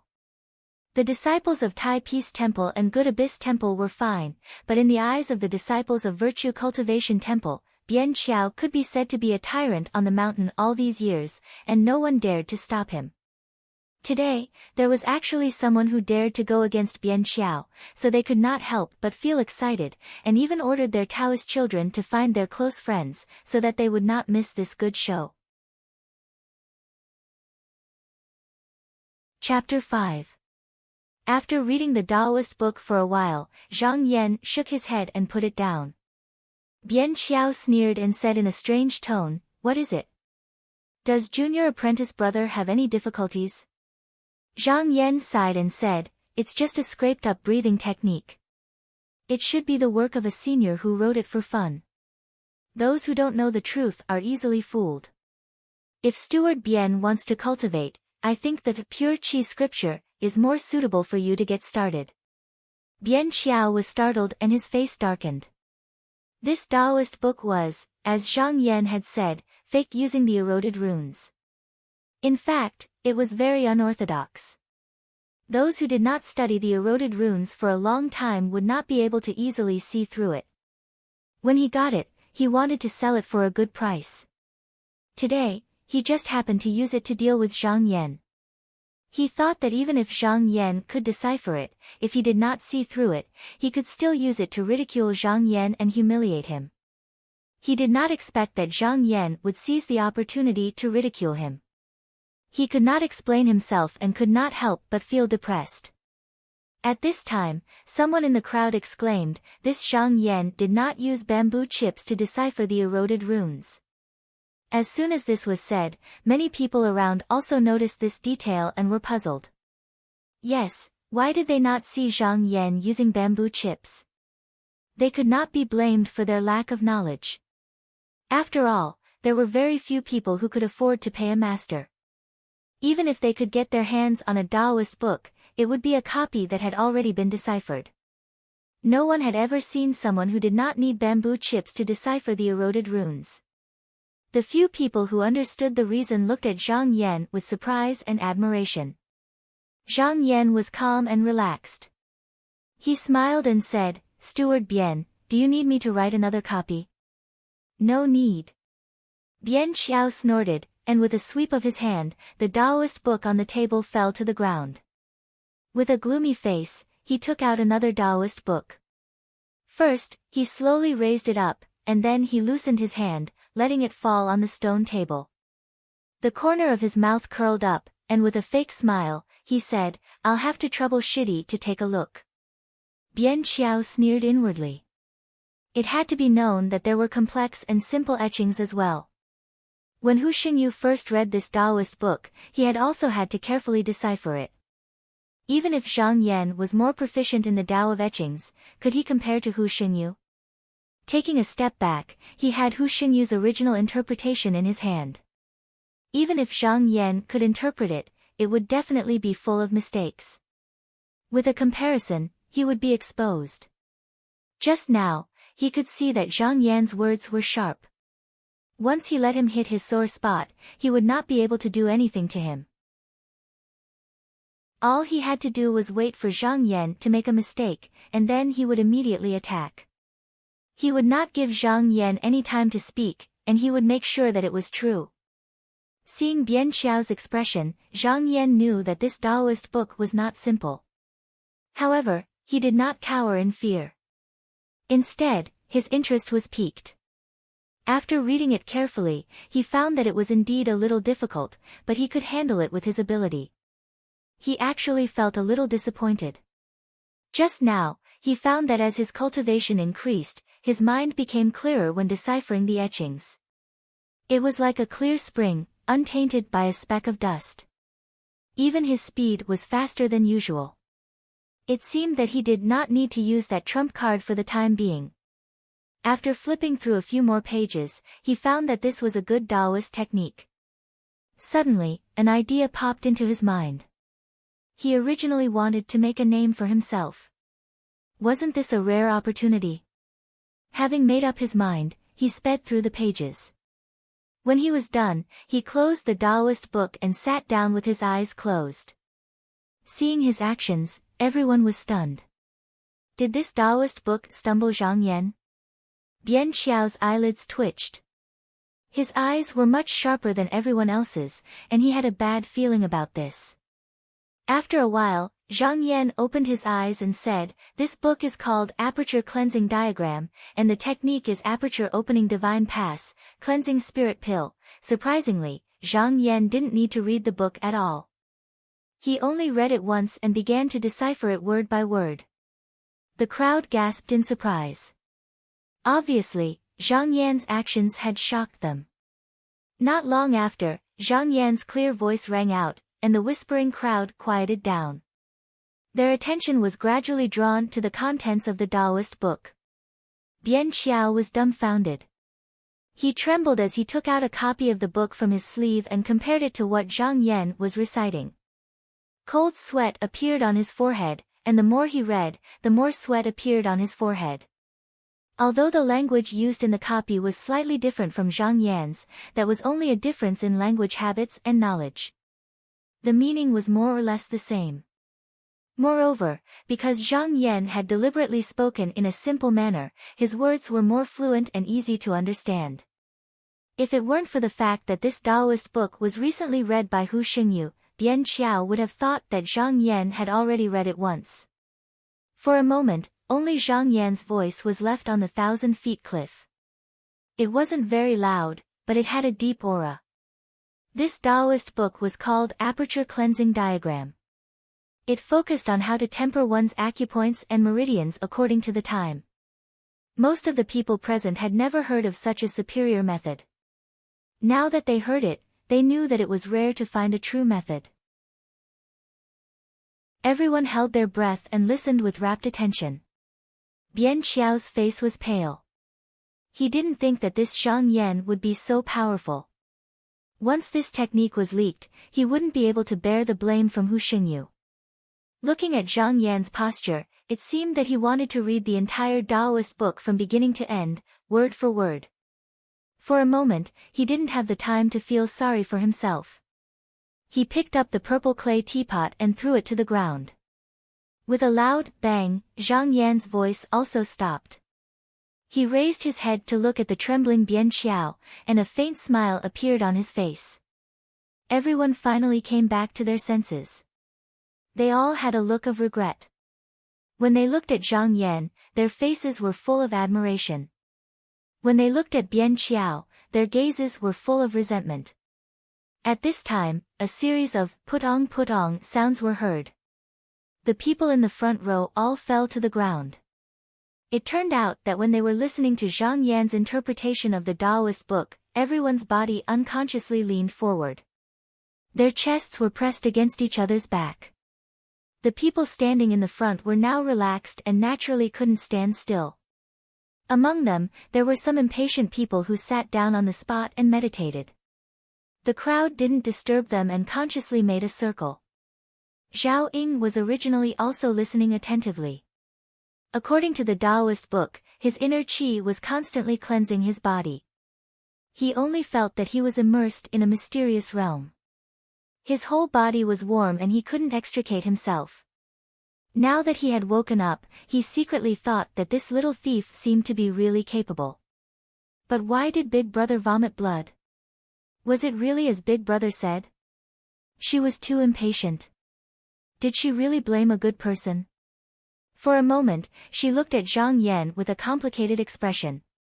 Bian Xiao took out a silk handkerchief and wiped the sweat on his temples. He was relieved. He originally thought that this Taoist book was enough to stump Zhang Yan. He didn't expect that Zhang Yan would be so powerful. When he came here, he had prepared a total of 3 Taoist books. Each one was more profound than the one before. But he had never thought of taking out the last one. It was actually just a Taoist formula. Hu Xingyu had another use for it. If he took it out now, if Hu Xingyu investigated. But in front of hundreds of people, he was forced into a corner by Zhang Yan. If he retreated now, it could be said that he had lost all his face. He was afraid that in the future, those guys would step on his face. Now that the arrow was on the bow, there was no choice but to release it. His face twitched. He clenched his teeth and took out a thin piece of yellow paper. This incantation only has 16 eroded characters. Since the first 2 Taoist books weren't difficult for junior brother Zhang, this one should be easy for you. This Taoist formula, Song of Song, although it only had 16 characters, it contains 64 kinds of Taoist songs. When decoding it, as long as one was missing, it would not be considered a success. More importantly, this Taoist formula was time-consuming to deduce. It was not something that could be deduced in a day. Bian Xiao stared at Zhang Yan. He didn't believe that he could pass this time.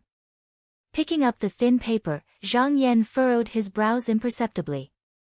He could see that even though there were only a few words in this Taoist incantation, it was difficult and abstruse, and the etchings used were also unusual.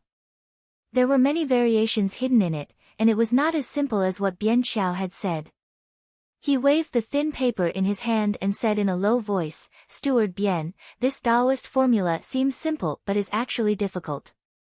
It takes a lot of time to deduce, so you may have to wait for a long time."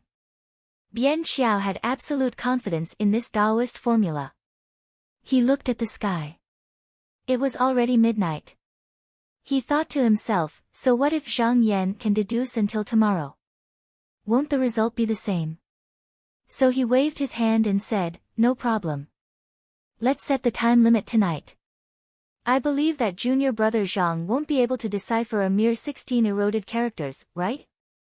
Although Bian Xiao spoke generously, Zhang Yan made a rough calculation and found that it would take at least 3 days to completely decipher this Taoist book even if he didn't sleep or rest.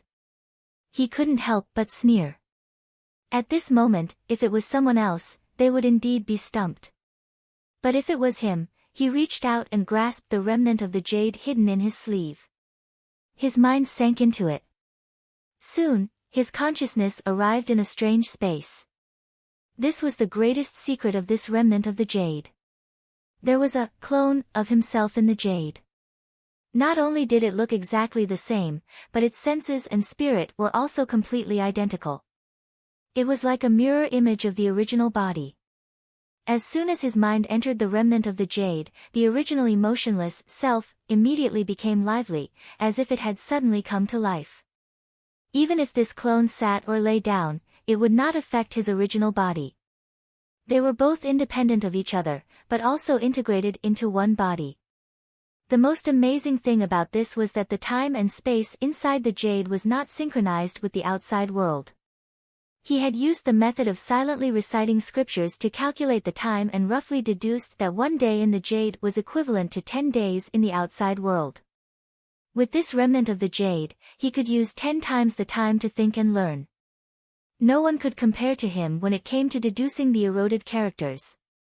Zhang Yan silently looked at the time.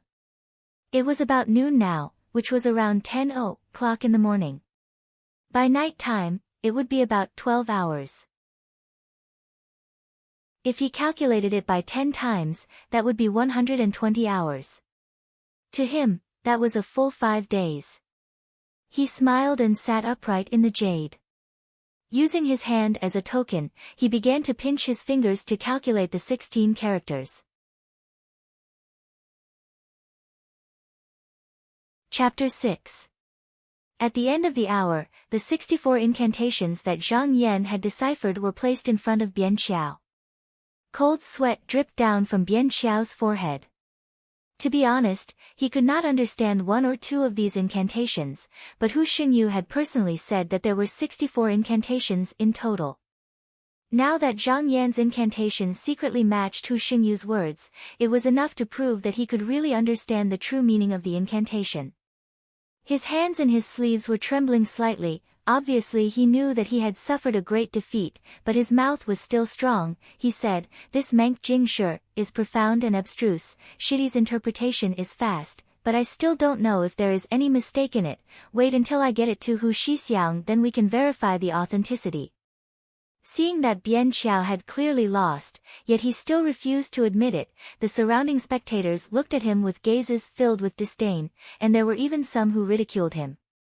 Although Bian Xiao's chest was boiling with anger, on the surface, he could only pretend that he did not hear it, but in his heart, he was secretly hating, and thought to himself, "This time, I will let you be happy for a few days, it will not be too late to deal with you later." Zhang Yan sneered, and said, "In this case, this incantation will be left with me, and it will not be too late to find me after Steward Bian has verified the authenticity. I will take my leave." He actually put the thin paper with the incantation and the pill into his sleeve, and without saying a word, he got up and left. Bian Xiao never thought that Zhang Yan would leave just like that. He got up and chased a few steps, looking at Zhang Yan's back. He wanted to speak a few times, but he swallowed his words. He thought of Hu Xingyu asking him for this incantation in the future, but he could not take it out. His face suddenly turned pale, and he did not pay attention to the steps of the pavilion under his feet. He staggered, and almost fell to the ground. Although he did not make a fool of himself because of the support of the servants on both sides, he still lost a lot of face. He did not dare to stay here for a moment longer, and hurriedly left. Today, he made Bian Xiao suffer a loss, but Zhang Yan did not feel happy in his heart. Bian Xiao was just a servant. Although this person had followed Hu Xingyu for a long time, his eyes were cloudy and his breathing heavy. With a single glance, one could tell that he did not have any cultivation. Although his hair was black and his teeth were healthy, Zhang Yan could conclude that it was because he had been taking good pills for a long time. A person's life was only 100 years long. If they were only busy for the sake of gold and silver, in the end, wouldn't they end up with nothing? He didn't even know that he was in a treasure trove. He was just a rat who was greedy for the small benefits in front of him. However, he had heard that Hu Xingyu was an extremely protective person. Now that he had offended his steward, how would he react? Zhang Yan smiled. He had already considered the consequences and had a plan to deal with it. Shaking his head, he put this matter to the back of his mind and focused on sorting out the harvest of the day. After all, the content of the Taoist calligraphy technique that Bian Xiao brought was not something that ordinary people could see, so it was a good thing for him. After all, improving his cultivation was his foundation. However, he did not expect that the consequences of this matter would be much greater than he had imagined. In just a few days, his reputation had spread throughout the entire Azure Parasol Mountain. The disciples of the Three Views came to visit him one after another, but there were only a few of them who were really important. At first, Zhang Yan still received them patiently, but later on, he felt annoyed and simply said that he was comprehending the technique in closed-door cultivation and did not want to read the Taoist books. Only then did he calm down a lot. On this day, Zhang Yan fiddled with the broken jade in his hand. He faintly felt that there seemed to be a lot of secrets in this jade that had not been unearthed. Previously, his cultivation was low, so he could not confirm many of his conjectures. Just as he was about to test the idea in his heart, someone gently knocked on the door from outside. Zhang Yan could not help but be surprised. Ever since he said that he was in closed-door cultivation, very few people came to visit him. Which senior brother is outside the door?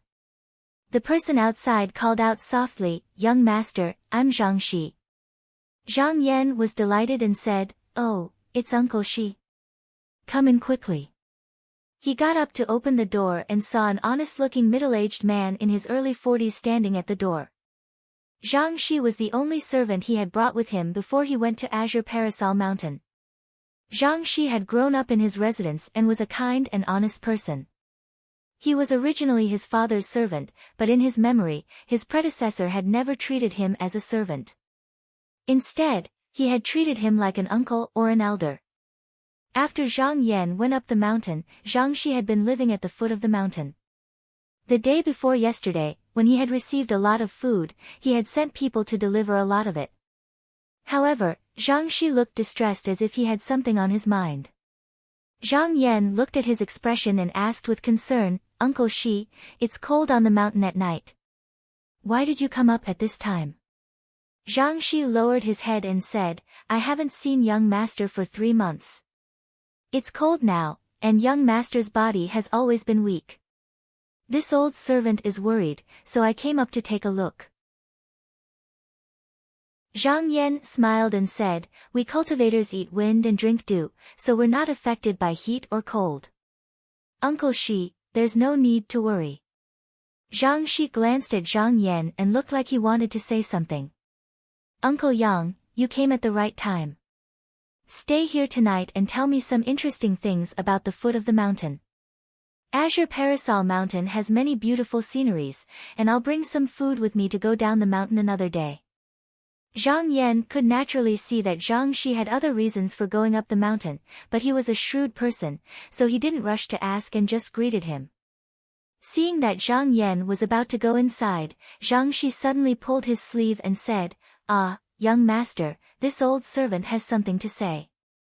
Zhang Yan turned around and said gently, "Uncle Shi, you've raised me since I was young, so there's no harm in saying what you want to say." Zhang Shi sighed repeatedly and said, "Young master has been on Azure Parasol Mountain for 3 years. Counting with your fingers, how many people have become immortals? The old master was once the governor of Yunzhou, and before he died, he had high hopes for you, hoping that you could bring glory to the family. You should be studying and taking exams, so how can you waste your time here?" However, Zhang Yan laughed. He took 2 steps forward and stood still. He stretched out a hand and pointed at the top of the cave wall, saying, "Uncle Shi, look. This poem has been with me for 3 years, but I didn't recognize it. Now that I've seen it, it's deeply in my heart." Zhang Shi was surprised that Zhang Yan would suddenly talk about poetry, but since the young master was interested in poetry, of course he was happy to see it happen. He had also read poetry books before, so he went over to take a look and found that the date of the poem's inscription was the 1st year of Yongping, so he knew that it had been 133 years since then. However, the handwriting was so deep in the stone wall that it was better than when it was first carved. He slowly recited, "In the golden palace, bones and yellow mud grave, with half a cup of muddy wine as a sacrifice to the Duke and Marquis. Today, After a golden millet dream, I only ask about immortals and not worry. Zhang Yan sighed with emotion. Today, after a golden millet dream, I only ask about immortals and not worry. Well said, well said. Uncle Shi, look, this is the portrayal of my, Zhang Yan's, heart. The heavens did not forsake men, and they were reborn. The path of Tao in this life was suddenly before them. How could he waste the opportunity given to him by the heavens to go back and covet the riches of the mortal world? Zhang Shi shook his head dejectedly. The young master had read too many fairy tales and was deeply poisoned by them. How could he believe in the illusory fairy tales? He sighed and said, "Young master, your aptitude is not high, and you have no hope of becoming an immortal." Why do you? My aptitude is not high. Zhang Yan's expression, which was originally calm, changed slightly. He frowned slightly and said, "Uncle Shi, where did you hear this from?" Yang Shi was startled, as if he felt that he had said something wrong. He immediately hesitated and didn't dare to speak. Zhang Yan's eyes flashed. He sighed and said, "When you came, what did the Zhou family say to you?" Zhang Shi didn't hesitate and said, "The Zhou family said." Before he could finish, his face paled. He instantly knew that he had let the cat out of the bag. His lips trembled a few times, and he knelt down with a thud. He pulled on Zhang Yan's robe and said in a sobbing voice, "Young master, the Zhou family found me and said that they know that you are cultivating here.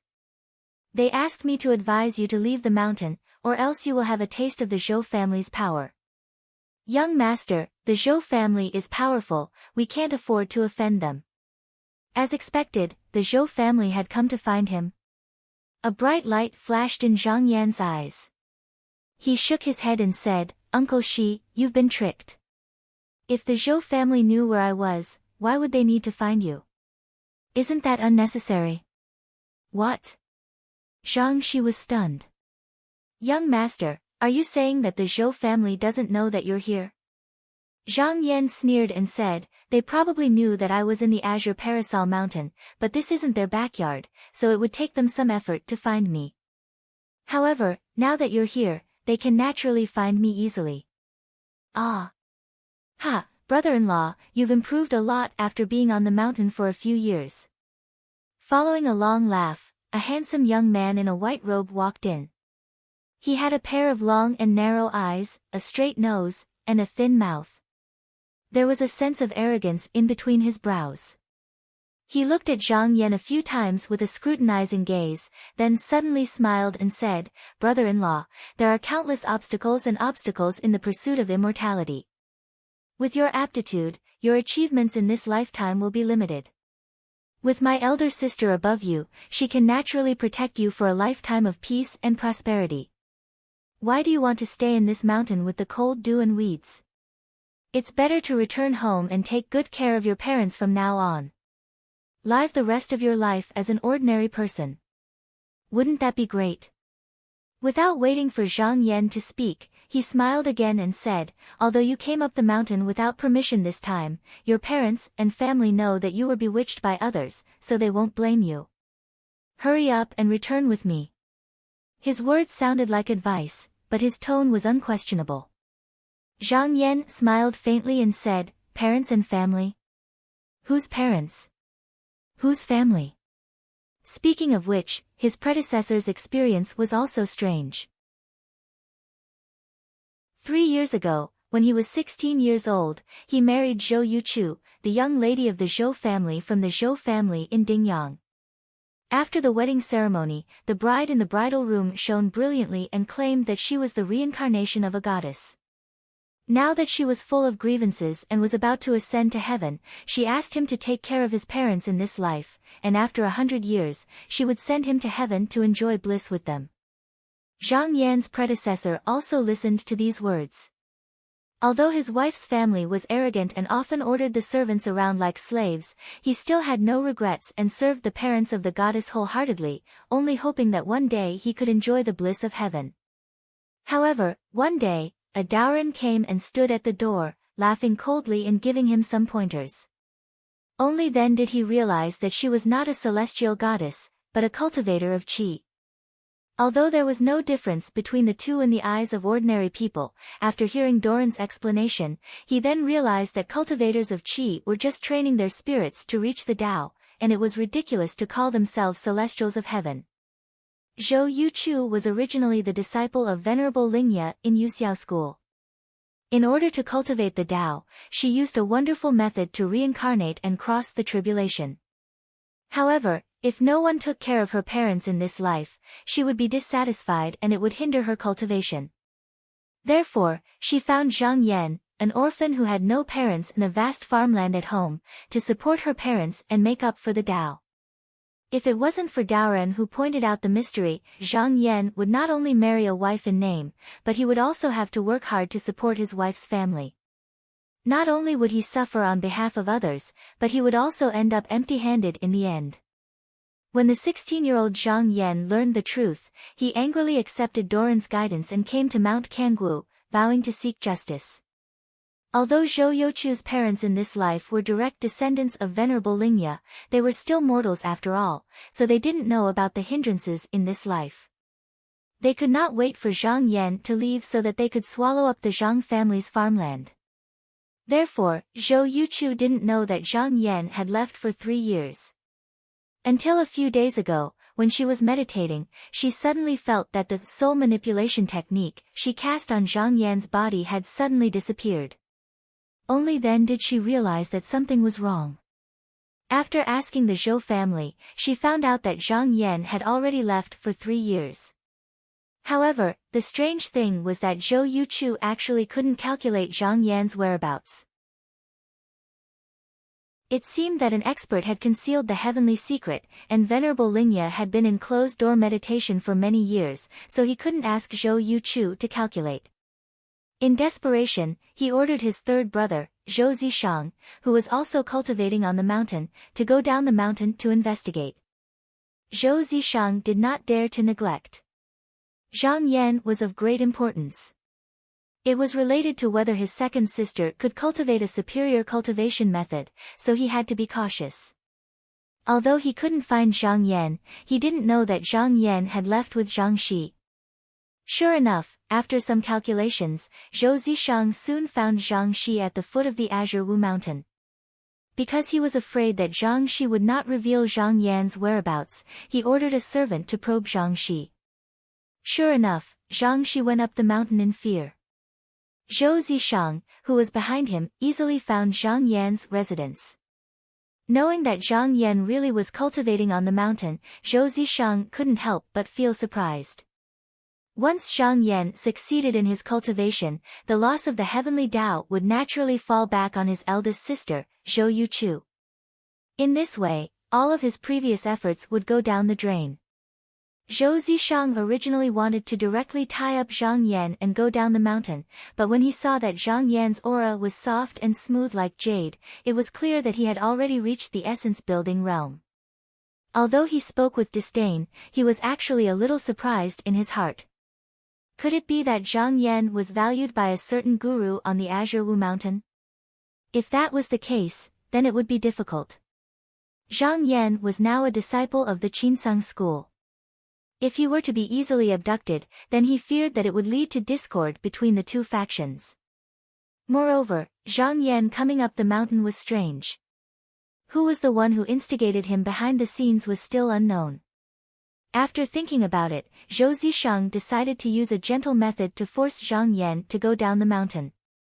However, now that he heard Zhang Yan say the words, whose parents, whose family, with a hint of ridicule in his indifferent tone, and not even a shred of fear, Zhou Zishang could not help but feel bewildered in his heart. He even suspected that there was someone behind Zhang Yan, otherwise how could he have such courage? He secretly speculated that that person was most likely an enemy of Venerable Lingya. He certainly could not afford to provoke such a person. However, he could not give up on this matter. Moreover, it was rare for him to go down the mountain, so he wanted to use this matter to let his master have a good look at his own means. Zhou Zishang slightly frowned, but did not get angry. He no longer tried to persuade him, and without saying a word, turned around and walked away. From the moment Zhou Zishang entered the door to the moment he left, from the beginning to the end, Zhang Yan's expression remained the same, but Zhang Shi, who was standing next to him, had a panicked look on his face. Zhang Yan looked thoughtful. This Zhou Zishang unexpectedly did not waste his breath to force him to go down the mountain, and instead just retreated. He did not believe that the Zhou family would give up so easily. It seemed that this cheap brother-in-law of his was not a simple person, and there should be a bigger backup waiting for him. He was very clear that if Zhou Yuchu wanted to cultivate a superior Taoist method, she would not allow herself to become an immortal. There was no possibility of compromise between the two sides. Zhang Yan looked at the gloomy sky outside, thinking that after today, the pressure from the Zhou family would probably come like a storm. Fortunately, his grand plan had already begun ahead of time. If Zhou Zishang came a few days earlier, it would really be difficult for him to deal with. Thinking of this, he smiled confidently.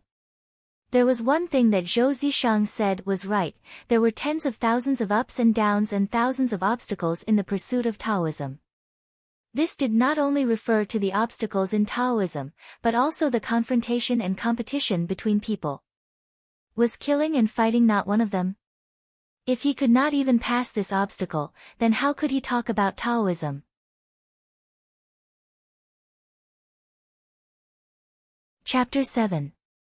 Senior Apprentice Brother AI. If this matter were to be known by the young master, he would definitely not spare this Bien's life. I ask Senior Apprentice Brother AI to save this Bien. Bien Xiao said as he bowed to the young man in front of him. The matter in front of the Thousand Zhang Cliff had caused quite an uproar. Almost all the disciples of the Three Views lower courtyard knew about it. However, Bien Xiao losing face was a small matter. Hu Xingyu originally had another use for the scripture. He had only used it to embarrass Zhang Yan that day, but he did not expect that Zhang Yan would use this as an excuse to take it away, which was equivalent to grabbing his life. He had the heart to take it back, but the people around him bullied the ordinary disciples. But against an essence-building cultivator like Zhang Yan, it was undoubtedly a disgrace. Fortunately, Hu Xingyu was in closed-door cultivation all year round, and was a proud and aloof person, so he did not have many friends, so no one had mentioned this matter in front of him. Therefore, today Bien Xiao specifically came to ask the famous Three Views lower courtyard's AI Zhongwen to come forward and mediate, in order to take back the scripture. In any case, he had to pass this hurdle first. Although AI Zhongwen was only a registered disciple, but he came from the Profound Gate aristocratic family in Feng's AI clan. Secondly, he had a wide network of friends, and thirdly, he and Zhang Yan were both disciples of the Good Abyss Monastery. Moreover, the head of the upper courtyard, Shi Shoujing, was interested in accepting him as a disciple, so sooner or later he would become an inner disciple, so most of the people in the Three Views upper courtyard were willing to give him face.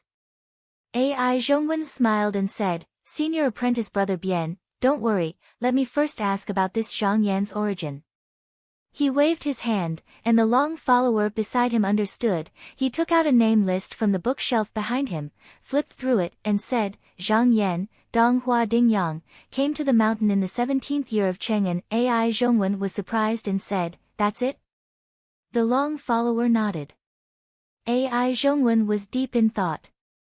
Although there were many geniuses in the world of cultivation who were proficient in erosive writings, most of them were disciples of the Xianmen families. This was because their families taught them how to decipher Taoist books. Since Zhang Yan was proficient in erosive writings, he must have some background. But why hadn't he heard of him before? At this moment, a disdainful voice sounded beside him, so it's just a nameless brat. I thought he had 3 heads and 6 arms. I don't know where he obtained a superior deduction technique, but he actually dared to humiliate Brother Bien. Brother Bien, don't worry, your problem is naturally my problem. I will help you seek justice and teach that brat the rules.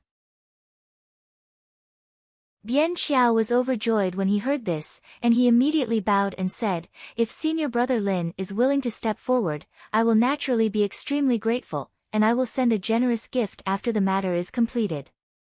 Senior Apprentice Brother Lin was originally called Lin Tong. He had an elder brother, Lin Yuan, who was a disciple of the Good Abyss Monastery. He had always been on good terms with Ai Zhongwen. This time, he had come to Ai Zhongwen's house to drink and happened to run into this matter. Ai Zhongwen glanced at Lin Tong, and reminded him, I heard that Zhang Yan has also reached the essence building realm, senior apprentice brother Lin must not underestimate this person. Lin Tong laughed and said, I have been on the mountain for 9 years, and have received pointers from my elder brother, Lin Yuan, until 2 years ago. Just now, how long has it been since Zhang Yan ascended the mountain? I think that most of it is just a rumor, an exaggeration. Bian Xiao's eyes flickered, he had personally witnessed Zhang Yan's cultivation that day, so he was absolutely not wrong. But at this moment in front of Lin Tong, it was inconvenient for him to say it out loud. But in his heart, he was secretly happy. If Lin Tong stepped forward, then no matter what the final outcome was, that little thief Zhang Yan would not be able to get away with it. If he could provoke Lin Yuan, then that would be even better. Ai Zhongwen frowned and did not speak. On the other side, Lin Tong did not care so much. He had always been arrogant, and the Lin family was also a noble family of the Great Wei dynasty. Coupled with the fact that he had Lin Yuan as his backer in the Azure Parasol Mountain, he had developed a habit of looking down on others, so how could he put Zhang Yan in his eyes? Immediately, under the influence of alcohol, he pulled Ai Zhongwen out of the door, and before leaving, he said, Senior apprentice brother Bian, please wait here for my good news, ha. Ai Zhongwen was not as optimistic as Lin Tong. When he first heard that Zhang Yan had been able to decipher 3 Taoist books of different origins in one day, and that he did not even need to use the bamboo chips to deduce them, he was also greatly surprised. It must be known that ordinary Taoist books were easy to decipher, but profound and complicated Taoist books always took a long time to decipher. For example, a Taoist book of several thousand characters would often take 7 or 8 years to decipher. He himself had a copy of the Heart's Questions, and after carefully deducing it, it took him 5 days to decipher all 3,612 characters. This was enough for him to be proud of his peers, but compared to Zhang Yan, he was still far inferior. He had heard that there were some geniuses in this world who could decipher the erosion runes just by relying on their talent and perception, but he had never seen one. Could this Zhang Yan be one of them? Other than that, there were 2 other possibilities. One was that Zhang Yan had recently caught the eye of an expert and obtained a secret divination technique, and the other was that Zhang Yan had concealed his origin. It made sense for him to think this way. As long as one's divination technique was profound enough, it was not difficult to decipher a Taoist book, even if one's perception was poor. However, this kind of technique was not something ordinary people could obtain. Currently, most of it was in the hands of the major Taoist families, and each family had their own unique technique to decipher the erosion runes. The deeper the family's heritage, the more profound the technique would be. What he did not know was that although Zhang Yan did not have a profound technique, he was extremely talented in deciphering the erosion runes. Secondly, he had 10 times the time of others to calculate. Even if his technique was inferior, it was enough to close the gap. In Ai Zhongwen's view, if Zhang Yan was from a Taoist family, even if it was in decline, it would not be strange for him to have such accomplishments. But what if the first deduction was true? The expert in the monastery, Ai Zhongwen's heart skipped a beat. Could it be that his teacher was extremely calm and lively and wanted to take in another disciple? Zhang Yan had been a nobody for 3 years on the mountain, but now he had shocked the world with a single feat. The more he thought about it, the more likely it was. As he thought about it, his footsteps fell behind. The impatient Lin Tong gradually pulled away from him. Lin Tong was about to step onto the plank path leading to Zhang Yan's cave residence when he raised his head and saw a person walking toward him. He said impatiently, "Who's blocking the way?" "A good dog doesn't block the way." "Why aren't you getting out of the way?" The person in front of him snorted coldly. Ai Zhongwen suddenly felt his heart palpitate and hurriedly stopped. Seeing that Lin Tong was already lying on the ground, he couldn't help but be shocked. He blurted out, "Fellow Taoist, please stay." The person glanced coldly at Ai Zhongwen. Ai Zhongwen felt as if a bucket of cold water had been poured over his head.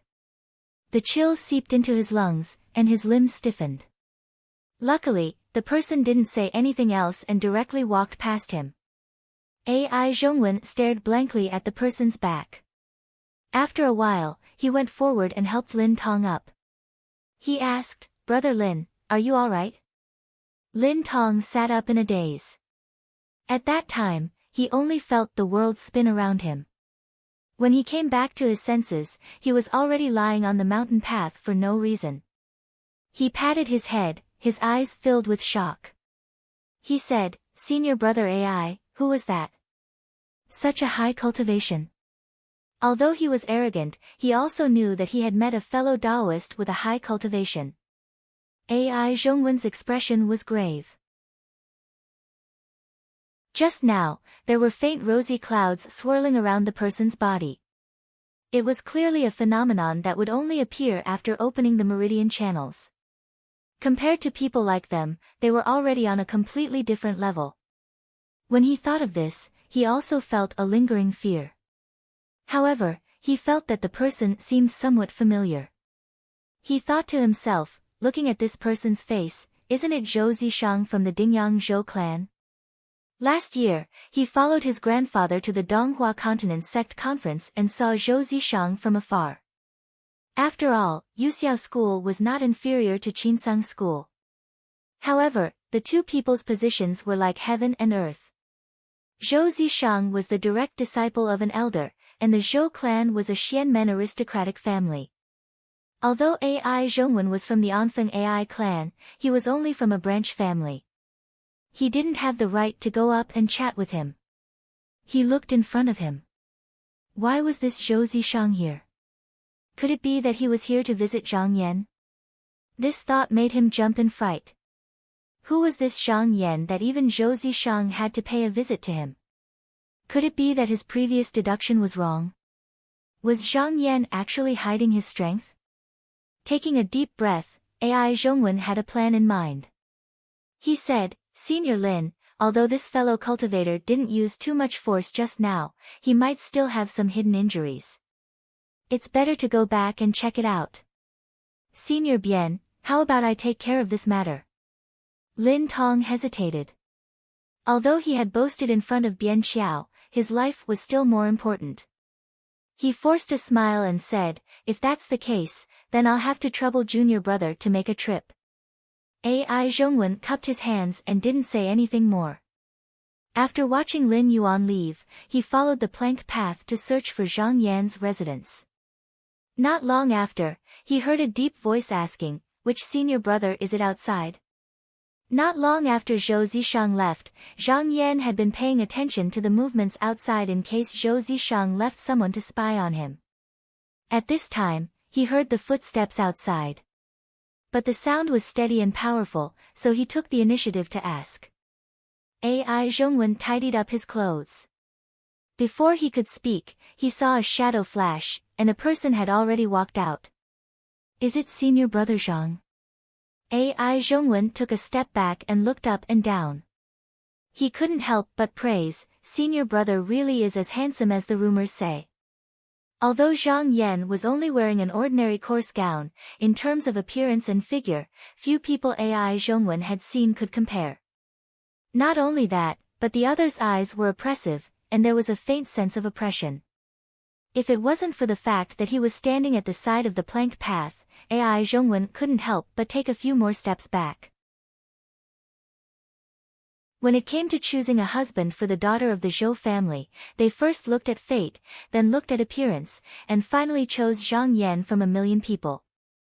This was enough to show that his body was full of capital. Zhang Yan smiled and said, "Senior brother is too kind. I am Zhang Yan. How should I address this senior brother?" Ai Zhongwen laughed heartily and said, "It's just Ai Zhongwen." "Oh." Zhang Yan's expression slightly changed. He carefully looked at the person in front of him and said, "I have long heard of senior brother's name." He had heard of Ai Zhongwen's name. It was said that this person had a wide network. Moreover, when ordinary disciples encountered difficulties, they would ask him for help. His reputation in the Azure Parasol Mountain was very good. It was the polar opposite of Bian Qiao, but the two of them seemed to have a little friendship. This person's appearance was not outstanding. He had a medium build and could be regarded as strong and powerful. At first glance, he might be regarded as a passerby, but his voice was deep and full of magnetism. Listening to it, people could not help but have a good impression of him. Moreover, his skin was as warm as jade, and his eyes flashed with a glimmer of light. Obviously, he also had the cultivation of essence-building realm. Zhang Yan secretly guessed the purpose of Ai Zhongwen's visit and said, "Senior brother Ai, please come inside. The immortal cave is cold and damp, please don't take offense." Ai Zhongwen chuckled and waved his hand, saying, "I am an immortal cultivator and sleep with the sun and the moon. How can I be so arrogant?" He did not stand on ceremony and strode inside. Halfway through, he suddenly turned around and said, "I heard that senior brother is very good at deciphering erosion runes. I recently found a book called Glory Inquiring Technique, and I would like to ask senior brother to take a look. If you learn anything, please give me a pointer or two." He took out a Taoist book and handed it to Zhang Yan. "I also know that senior brother has been in seclusion for the past few days, so I dare not force you. I will leave this book with senior brother. It won't be too late to talk about it when you have the time." Zhang Yan's expression slightly changed, and his mouth slightly curved. This Ai Zhongwen's words were polite, but in fact, he was clearly giving him the Taoist book in the name of deciphering erosion runes. This was a means of making friends, but the other party was free and easy, so it did not arouse his disgust. Moreover, this person was indeed worth befriending. He did not act pretentiously and immediately reached out to take the book, saying a few polite words, and made a "please" gesture. After the two sat down and chatted for a while, Ai Zhongwen suddenly asked, "Junior brother, when I came here just now, I saw a familiar face. Is he also here to visit junior brother Zhang?" Zhang Yan suddenly understood. No wonder Ai Zhongwen was so polite to him. It turned out that his roots were here. But on second thought, if he became friends with someone like Ai Zhongwen, he might have to enter their circle in the future. Without an identity, he would inevitably be in a much weaker position. Since the Zhou family was using him, why not borrow the Zhou family's name for the time being? He would just take it as collecting some interest. "Senior brother, are you talking about Zhou Zishang?" Senior brother knows Zhou family San Lang. Although he had expected this, Ai Zhongwen could not help but be surprised. Zhang Yan's expression was calm. He said, "How could I not know? Sister San Lang is my official wife."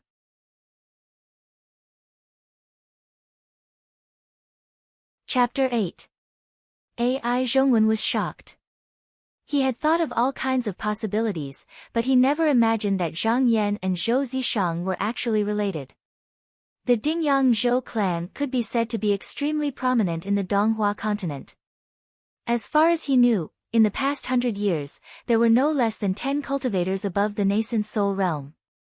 To be able to marry the daughter of the Zhou clan, this Zhang Yan's background was obviously not simple. However, Zhang Yan did not mention his background, so he naturally did not continue to ask. At this moment, the way Ai Zhongwen looked at Zhang Yan was different from before. Although his attitude was also very polite when they first met, the reservation that came from both his body and mind could not be erased. However, at this moment, he clearly placed Zhang Yan in the same position as a disciple of a Xianmen aristocratic family, perhaps even slightly higher. Zhang Yan observed coldly and sighed in his heart. Although the cultivation world mostly looked at people based on their level of cultivation, it also paid attention to one's background. Nowadays, Xianmen aristocratic families were all over the major cultivation sects, and such people had already firmly controlled the superior path of cultivation. For disciples who were not from aristocratic families, even if they were talented, it would still be difficult for them to stand out without excellent opportunities. Thinking of this, he secretly promised himself that if he was successful in cultivation one day, he would definitely find a way to change this situation. Because both of them wanted to make friends, they chatted happily after a few sentences. At this moment, Ai Zhongwen changed the topic and said, "Senior brother, do you know about the Xianwen spell conference?" Zhang Yan's expression was indifferent. He put down the teacup in his hand and nodded. "How can I not know? Such a grand event only happens once every 3 years. I originally wanted to go and take a look, but I only focused on cultivation in the 3 years I came up the mountain and did not make friends with others, so I could not enter." There were 16 major sects in the Donghua continent and countless small sections. Every 3 years, there would be a Xianwen spell conference among the lower houses of each sect. At that time, famous and outstanding cultivators from the lower houses of each sect, regardless of whether they were new disciples or registered disciples, would come to exchange cultivation experiences. This year, it was Kangwu Mountain's turn to host the conference. The reason why the Dharma assembly was named Xianwen was because of the eroded characters. Since the creation of the world, the mountains, rivers, and the surface of the earth had undergone the natural evolution of millions of years. After being exposed to the sun and the wind, a vast and profound diagram of latitude and longitude was formed on it. The secrets of the world contained within the diagram were calculated and organized by the ancient Taoists, and only then did they gradually form into the characters in the ancient books unique to the cultivators. Legend had it that in ancient times, cultivators could enter the Grand Tao and ascend to the heavens just by comprehending the erosion runes. Although this was only a rumor, it was enough to prove that the corrosive runes were the foundation of the Great Tao. If one could comprehend the corrosive runes, then the gate of immortality would be in sight. In ancient times, when cultivators cultivated the Tao, they would first learn the erosion runes before cultivating the Xian techniques. However, this method of cultivation was incomparably slow, and whether or not one could achieve anything depended entirely on one's talent in the art of erosion runes. Therefore, after the gradual rise of the aristocratic families in the Celestial Sect of Wonders, the disciples of the Celestial Sect of Wonders no longer followed this path. This was because when they first learned the Tao, they already had the guidance of their elders. Not only could they avoid taking the wrong path, but they also didn't have to carefully study the erosion runes. They only needed to follow the instructions of their elders step by step. Not only would they have a solid foundation, but they also wouldn't have to worry about making mistakes. When their cultivation gradually increased, they could go back and study the erosion runes. This was also one of the reasons why Ai Zhongwen believed that Zhang Yan's background wasn't simple. Cultivators who didn't come from an aristocratic family would spend their limited time cultivating the Tao, so why would they spend more time studying the erosion runes? It could be said that there was no one like Zhang Yan's predecessor who studied the erosion runes step by step. But now, competing and deducing the erosion runes at the Xianwen assembly had become a method for the aristocratic families to measure the strength of their own family. It was no longer used for cultivation. Ai Zhongwen secretly looked at Zhang Yan's expression. Although he said it was a pity, he didn't seem to take it to heart. For a moment, Ai Zhongwen couldn't guess what he was thinking. He probed, "To be honest, junior brother, I came here today with the intention of inviting junior brother to attend the assembly. With junior brother's attainment in erosion runes, how could you not show off your skills at the assembly?" Zhang Yan glanced at Ai Zhongwen and said with a smile, "Since senior brother Ai invited me to go with you, how can I refuse?" Ai Zhongwen let out a sigh of relief. He took out a bronze token and presented it with both hands. "This is a token of the assembly. You can enter the mountain with it." After hesitating for a moment, he took out a bottle of medicinal pills and placed it on the table. He cupped his hands together and said, "This is a bottle of positive source pills for smoothing the qi and regulating the meridians. There are heavenly spirits inside. This is senior brother Bian's apology. I hope senior brother will accept it." As soon as he finished speaking, he didn't wait for Zhang Yan to speak before he bowed once more and said, "Senior brother Bian and I have some friendship. He was impetuous a few days ago and offended senior brother Zhang, so he asked me to apologize repeatedly. I hope senior brother can forgive him. Zhang Yan understood Ai Zhongwen's intentions. How could he not know what Ai Zhongwen was planning? But since he had taken a Taoist book from Ai Zhongwen, he naturally had to return the favor. After a moment of silence, he deliberately sighed and said, I have long since stopped caring about such a small matter. That day, I was just angry that Bian Qiao had used senior brother Hu to pressure me. Ai Zhongwen smiled. With senior brother's status, why should you lower yourself to the level of a servant? Oh. Zhang Yan took out the page of scriptures and handed it to Ai Zhongwen. Since his goal had been achieved, and it was getting late, and Zhang Yan wanted to send him off, Ai Zhongwen did not want to stay any longer. After a few more words, he bid farewell and left. After sending Ai Zhongwen off, Zhang Yan returned to his cave residence. He took out the bronze plate and looked at it. Even with his composure, he could not help but feel happy. Ai Zhongwen did not know that this Xianwen Dharma assembly was his real goal. It could be said that Zhang Yan had put in so much effort just for this assembly. However, not everyone could participate in the assembly. Even if he wanted to go, he needed someone to recommend him. He was just a nominal disciple without any connections or cultivation. The reason why he was so high-profile before was because he wanted to use his outstanding ability in deciphering the eroded runes as a stepping stone to gain the qualification to participate in this assembly. Once he became famous in the assembly, the significance would be completely different from before. To put it bluntly, with his current status, even if he was famous, he would only be famous among the nominal disciples. Perhaps there would occasionally be people like Ai Zhongwen who would appreciate him, but those inner disciples would not really look up to him. But if it was a Dharma assembly, it would be a completely different story. It was a gathering of the elite disciples of the 16 major sections. To put it bluntly, perhaps in the future, the elders and heads of the major sects would appear among these people. The difference in influence would not be small. Once he became famous at the Dharma assembly, the guru of the monastery would first consider him when accepting disciples. Seeing that his goal had been achieved, Zhang Yan was in a good mood. He took out the Linyao questioning method that Ai Zhongwen had given him in disguise and started reading it. Who knew that when he read it, he would be greatly surprised? It turned out that this Linyao questioning method was one of the 10 questions of the heart's heart. The content of it was related to the last step of the essence-building realm, Yuanqing entering true. It was obvious that Ai Zhongwen saw that his cultivation had already crossed the threshold of Yuanqing entering true, so he specially gave him this book to show his sincerity. Zhang Yan could not help but smile. The profound sect aristocratic families really had a deep heritage. This kind of precious Tao book was something that Zhang Yan did not even dare to think about before.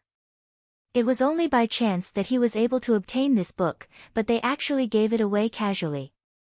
Perhaps for them, this Tao book was not worth mentioning, but for a disciple like him, it was a genuine treasure. But not long after, this Taoist book made him frown. The eroding words were not difficult for him, but there were many terms that referred to the profound sect aristocratic families. Although Zhang Yan knew a little bit about it, but he was not from an authentic profound sect aristocratic family, so it was somewhat difficult for him to understand it. For example, there was the phrase, fighting ginseng, rui.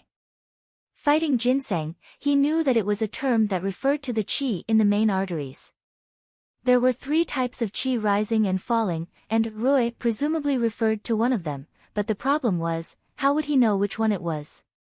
This was not something that could be easily tested, and a careless mistake could easily occur. Therefore, this book was useless in his hands. But now, he had no choice but to practice it. He could not guarantee that Ai Zhongwen's intentions were as simple as they seemed. If there was a hidden purpose to test him, as long as he did not fully understand it, then there was no need to look at his cultivation. Just by answering his questions, he would be able to see through him. And if he wanted to participate in the spell assembly, he would meet Ai Zhongwen again sooner or later. Standing up, he paced back and forth a few times. His eyes flashed, and he sat down again, taking out the remnant of the jade from his sleeve. The doppelganger in the jade was no different from him. Previously, he tried to practice it, but cultivating the doppelganger did not improve his own cultivation. Later, he focused on deciphering the erosion inscriptions, so he did not delve into it. Now that he came back to his senses, he could not help but catch a glimpse of an idea. Sinking his mind into the remnant of the jade, his consciousness merged with the doppelganger, and he began to practice according to the mnemonics of the Lin Yao questioning method. At first, he passed the first 2 checkpoints smoothly, but when he reached the 3rd checkpoint, when his breath entered one of the meridians, he suddenly felt a pain in his chest, and his body suddenly became numb. He could not move, and he immediately knew that his chi meridian had gone awry. But he was not discouraged at all. Instead, he was very excited. This proved that his previous idea was feasible. This was just a doppelganger, and it did not affect his original body at all. So what if he went awry? At worst, he would have to start all over again. Moreover, the world in the jade was 10 times larger than the real world.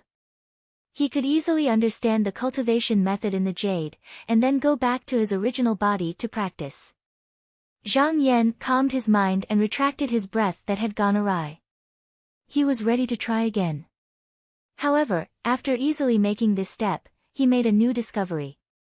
Since he could retract his breath, did that mean that the state of this doppelganger was completely dependent on his own thoughts? With this idea in mind, his curiosity was aroused, and he tried to directly control the doppelganger's cultivation. Sure enough, with the change of his thoughts, the doppelganger suddenly lost its cultivation, and was no different from an ordinary person. The next moment, the doppelganger's cultivation rose again, and in the blink of an eye, it jumped over the rudimentary Tao foundation and went straight to the essence-building realm. He tried to take another step forward, but he could no longer do so. This meant that the doppelganger could only evolve to the level of his current cultivation. But for him, this was not a small surprise. It meant that in the future, even without the guidance of a teacher, he could rely on himself to explore the way of cultivation.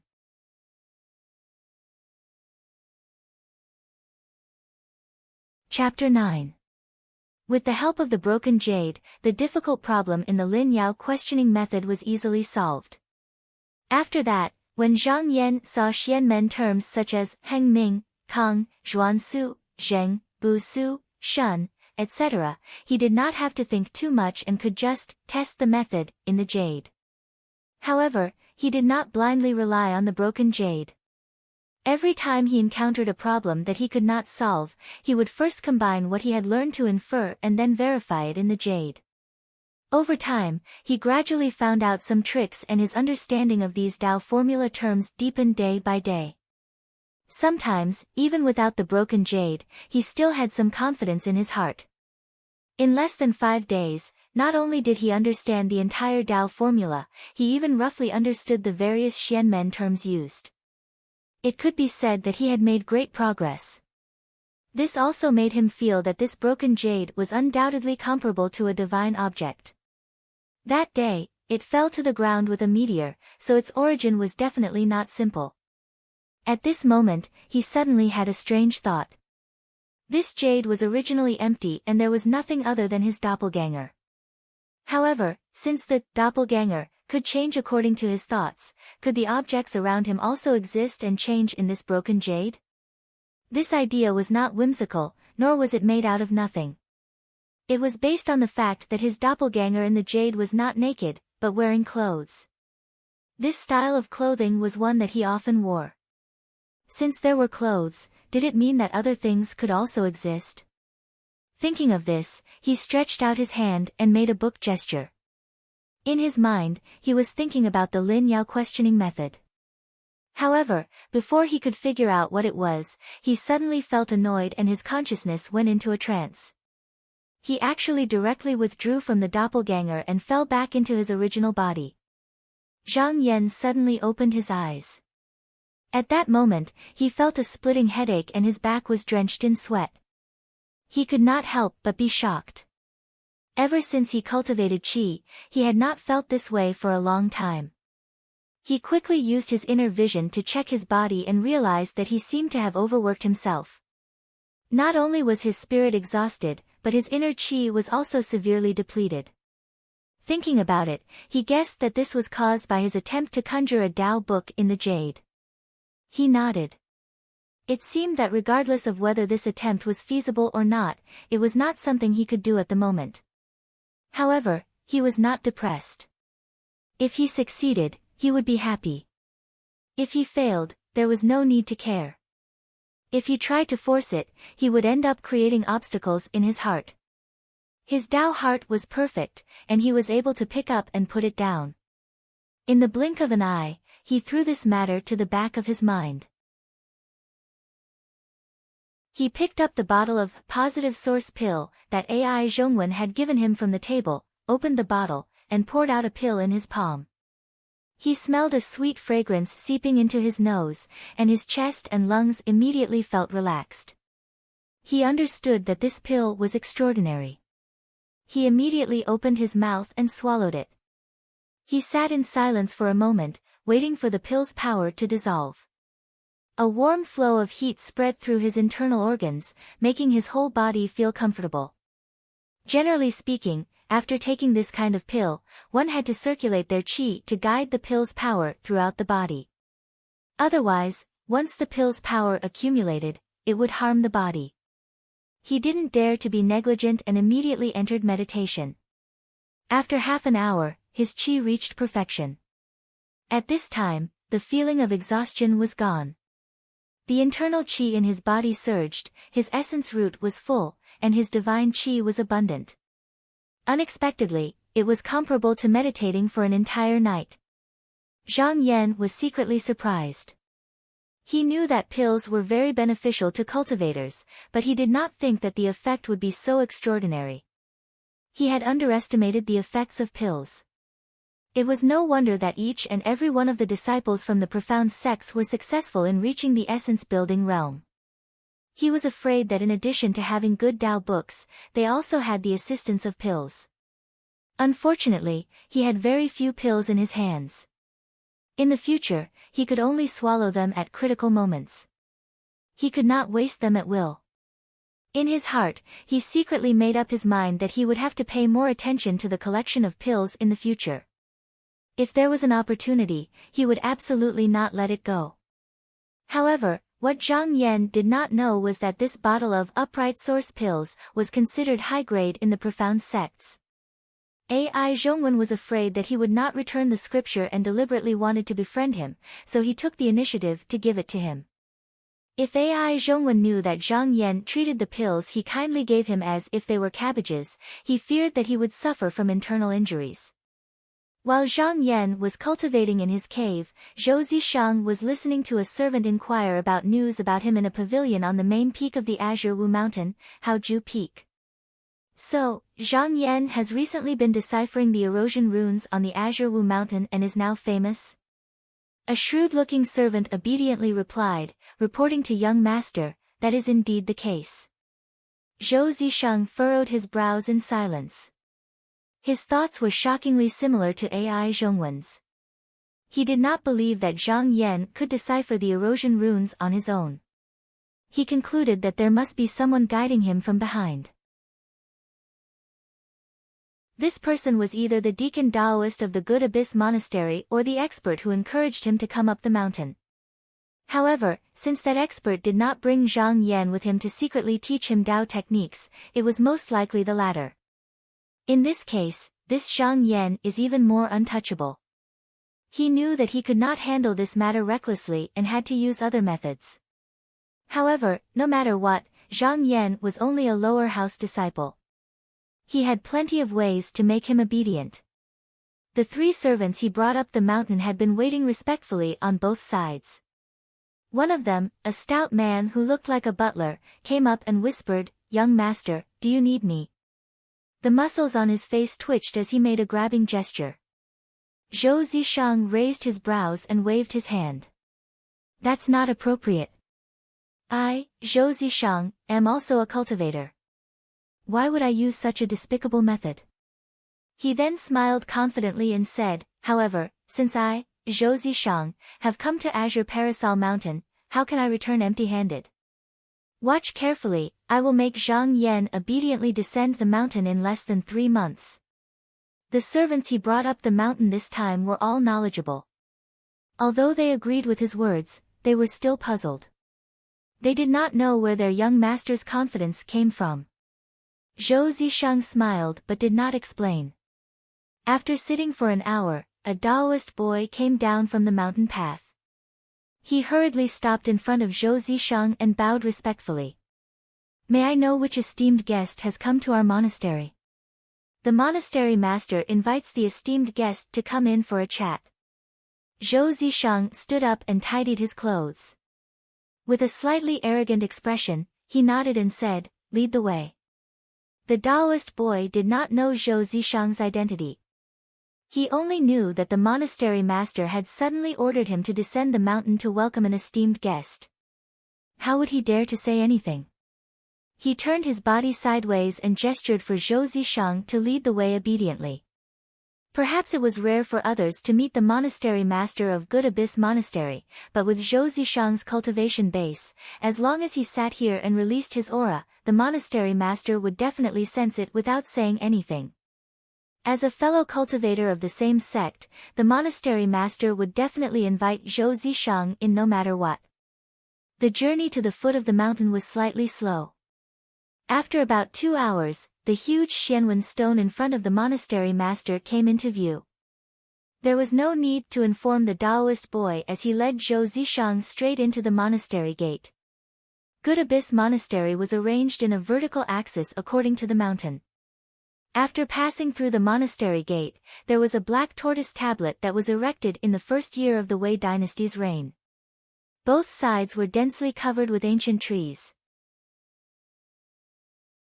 Walking along the stone path, they passed through the Hall of Morality, the Hall of Tranquility, and the Hall of Three Luminaries before entering the monastery at the back. At this moment, there was a cobblestone path in front of them. On both sides, there were many potted green vines. It looked very interesting, like the scene of a celestial home. However, Zhou Zishang had no intention of looking at it. He followed the Taoist boy to the highest point of Haojue Peak, the Hall of Duzhen. As soon as he stepped into the main hall, he saw a white-haired and white-bearded Daoren sitting cross-legged on a cattail hassock in the main hall. Daoren opened his eyes slightly and waved his horsetail whisk. He said, so it's a fellow cultivator of the Yuxiao school. I bow to you. Zhou Zishang did not return the greeting. He went straight to the point and said, today I have a matter to trouble fellow cultivator. As soon as the word, fellow cultivator, entered his ears and saw Zhou Zishang's disrespectful attitude, Doran's eyebrows twitched slightly. He said slowly, please speak clearly. Zhou Zishang stood with his hands behind his back and said condescendingly, I'm Dingyang Zhou Zishang. The nominal disciple of the monastery, Zhang Yan, is my brother-in-law. We came up the mountain in a fit of pique because of family matters. Today, I'm here to bring him down the mountain. Doran's lips wriggled. He said expressionlessly, the disciples of the monastery cultivate according to the original intention of their Taoist heart, chance, and spirituality. Daoren will never force them. This sentence seemed to be an irrelevant answer. In fact, the key was the original intention of the Taoist heart. His meaning was very clear. As long as Zhang Yan was unwilling, he would not force him to go down the mountain. Zhou Zishang smiled slightly. This result was already within his expectations. If that's the case, then please give this Taoist book to my brother-in-law. I'm sure you won't refuse, right? Zhou Zishang took out a thin silk book with both hands and handed it to Daoren. Daoren glanced at it. As soon as the words, records of internal meditation of Xianyuan, entered his eyes, his eyelids twitched. After pondering for a while, he reached out his hand to take the book. He said lightly, if that's the case, then I will give it to you. Doran's expression was indifferent. Zhou Zishang did not mind. He cupped his hands and said, "Thank you, fellow cultivator."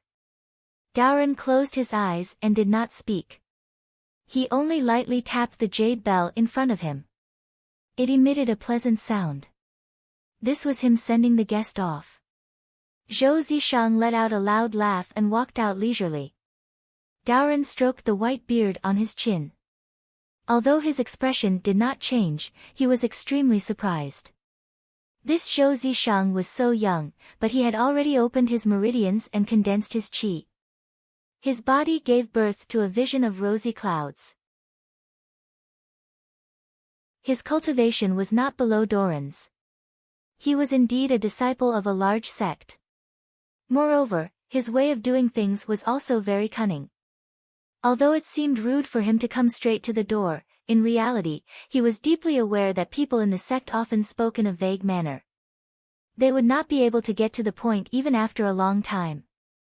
Therefore, he deliberately acted like a young man who was successful and arrogant, so that Doran could not slowly answer him. If given time, this person's future would be limitless.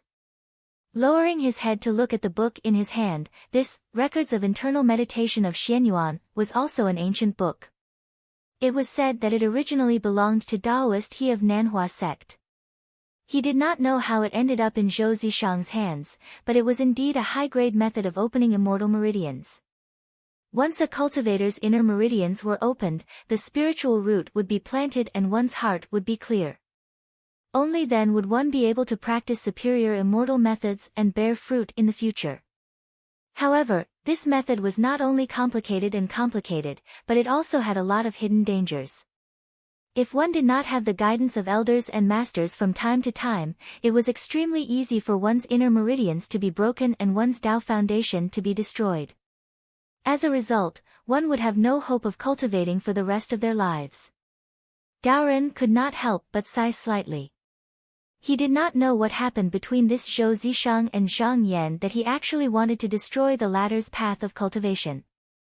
Walking out of the temple, Zhou Zishang was very pleased with himself. He had thought of this plan very thoroughly.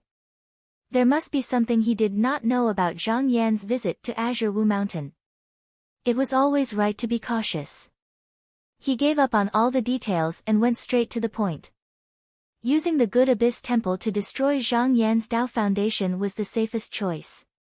Even if something happened, he could say that it was out of good intentions and Zhang Yan could only blame himself for not being lucky enough. If he failed to cultivate, Zhang Yan could only obediently return home to serve his wife's family.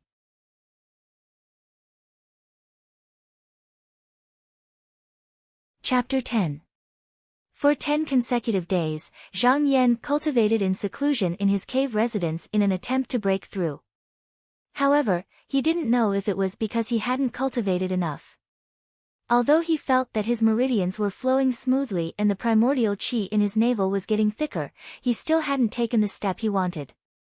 He was a little regretful that he couldn't break through like last time, but he knew it was reasonable. That time was 3 years of hard work, and it was impossible to have such a good thing every time.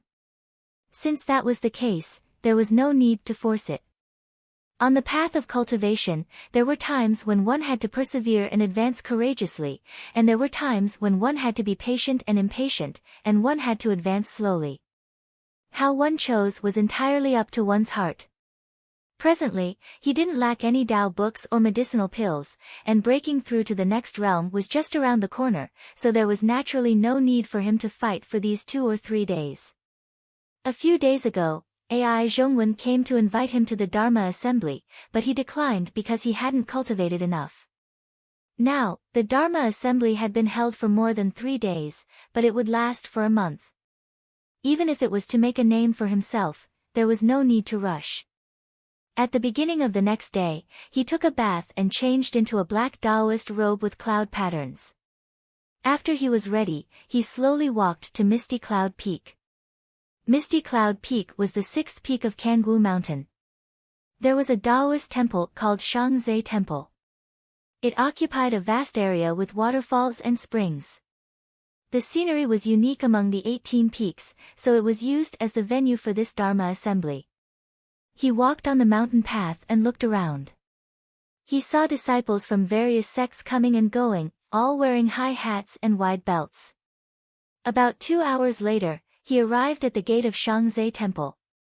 According to the tradition of the Dharma assembly, the gate was divided into 3 entrances, with the words heaven, earth, and human written on them. The heaven gate was always for the disciples of the host, the earth gate was for the disciples of various sects, and the human gate was for the nobles and officials. Zhang Yan was a disciple of Good Abyss Temple, so he had to enter through the heaven gate. He showed his token, so the boy didn't dare to stop him and let him enter the gate.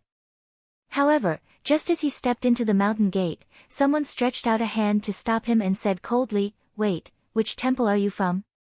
Zhang Yan took a look and discovered that the person standing in front of him was a beautiful Taoist nun who looked to be in her 30s. She held a horsetail whisk in her hand and had fair skin. However, this Taoist nun's eyebrows were high and her gaze was sharp.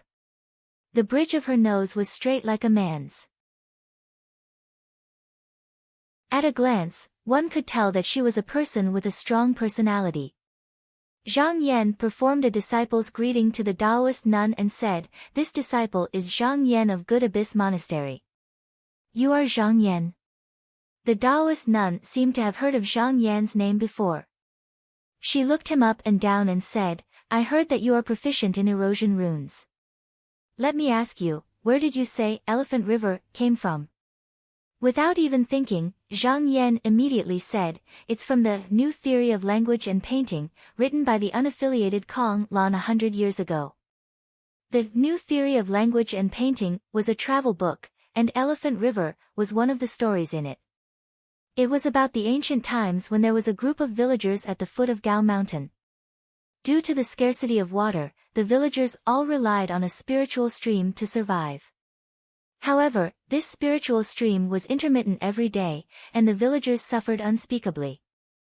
Because there were often 10 elephants playing in the stream, the villagers thought that it was the elephants' fault.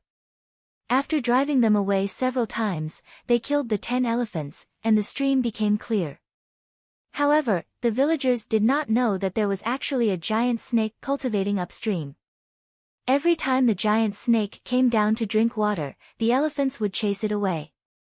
Once the elephants died, the giant snake could no longer be controlled. After cultivating to become a spirit, it descended the mountain and ate people every day. As a result, the villagers dispersed. The Taoist nun stared at Zhang Yan's eyes and said, "Since you know, let me ask you again. If you were that villager, what would you do?" The original intention of this story was to warn cultivators not to be confused by the appearance in front of them on the path of cultivation. Instead, they should investigate the cause and find the appropriate way to deal with it. Therefore, there were teachers who used it to test the temperament of the younger disciples. Some disciples believed that with the elephants around, the villagers could survive even though the water flow was intermittent. Therefore, they should maintain the status quo and endure it. Some disciples believed that since the villagers could kill the elephants, they should be able to kill the giant snake too. They should go upstream to kill the giant snake. There were even disciples who believed that the villagers did not know the cause and could only remedy the situation afterwards. Therefore, they should push one person out to feed the snake every day. In short, the answers were all kinds of strange and varied. Zhang Yan thought for a while and answered without hesitation, "Killing one elephant is enough." The Taoist nun's eyes flashed and she asked, "Why?" Zhang Yan said in a deep voice, "Even though there are 10 elephants today, if they are allowed to multiply, who knows what will happen tomorrow? Once there are more elephants, there will be a day when the spiritual stream will be cut off, so the elephants must be killed. The 10 elephants can chase the giant snake, which shows that the tribe is strong. One more or one less doesn't affect the overall situation. The water flow is intermittent, so one less elephant will make it smoother. The villagers can live, and the giant snake won't come out to eat people." There was no standard answer to this story. The Taoist nun was expressionless. She stepped aside and said, "You can go in." Zhang Yan cupped his hands and lifted the hem of his Taoist robe. He crossed the threshold and strode inside. Not long after he left, a young girl flashed out from the side door beside the Taoist nun. It was Zhao Yuan's sister, Zhao Ying. She grabbed the Taoist nun's arm and shook it. She complained, "Uncle Master, why did you let that thief pass so easily? Last time, he made my big brother vomit blood. I still haven't settled the score with him." The Taoist nun touched Zhao Ying's head and said dotingly, "Do you know how your master answered when Grandmaster asked this question?" Zhao Ying's curiosity was aroused. She asked, "What did master say?" "Killing one elephant." Zhao Ying was surprised. She said, "My master also answered like that.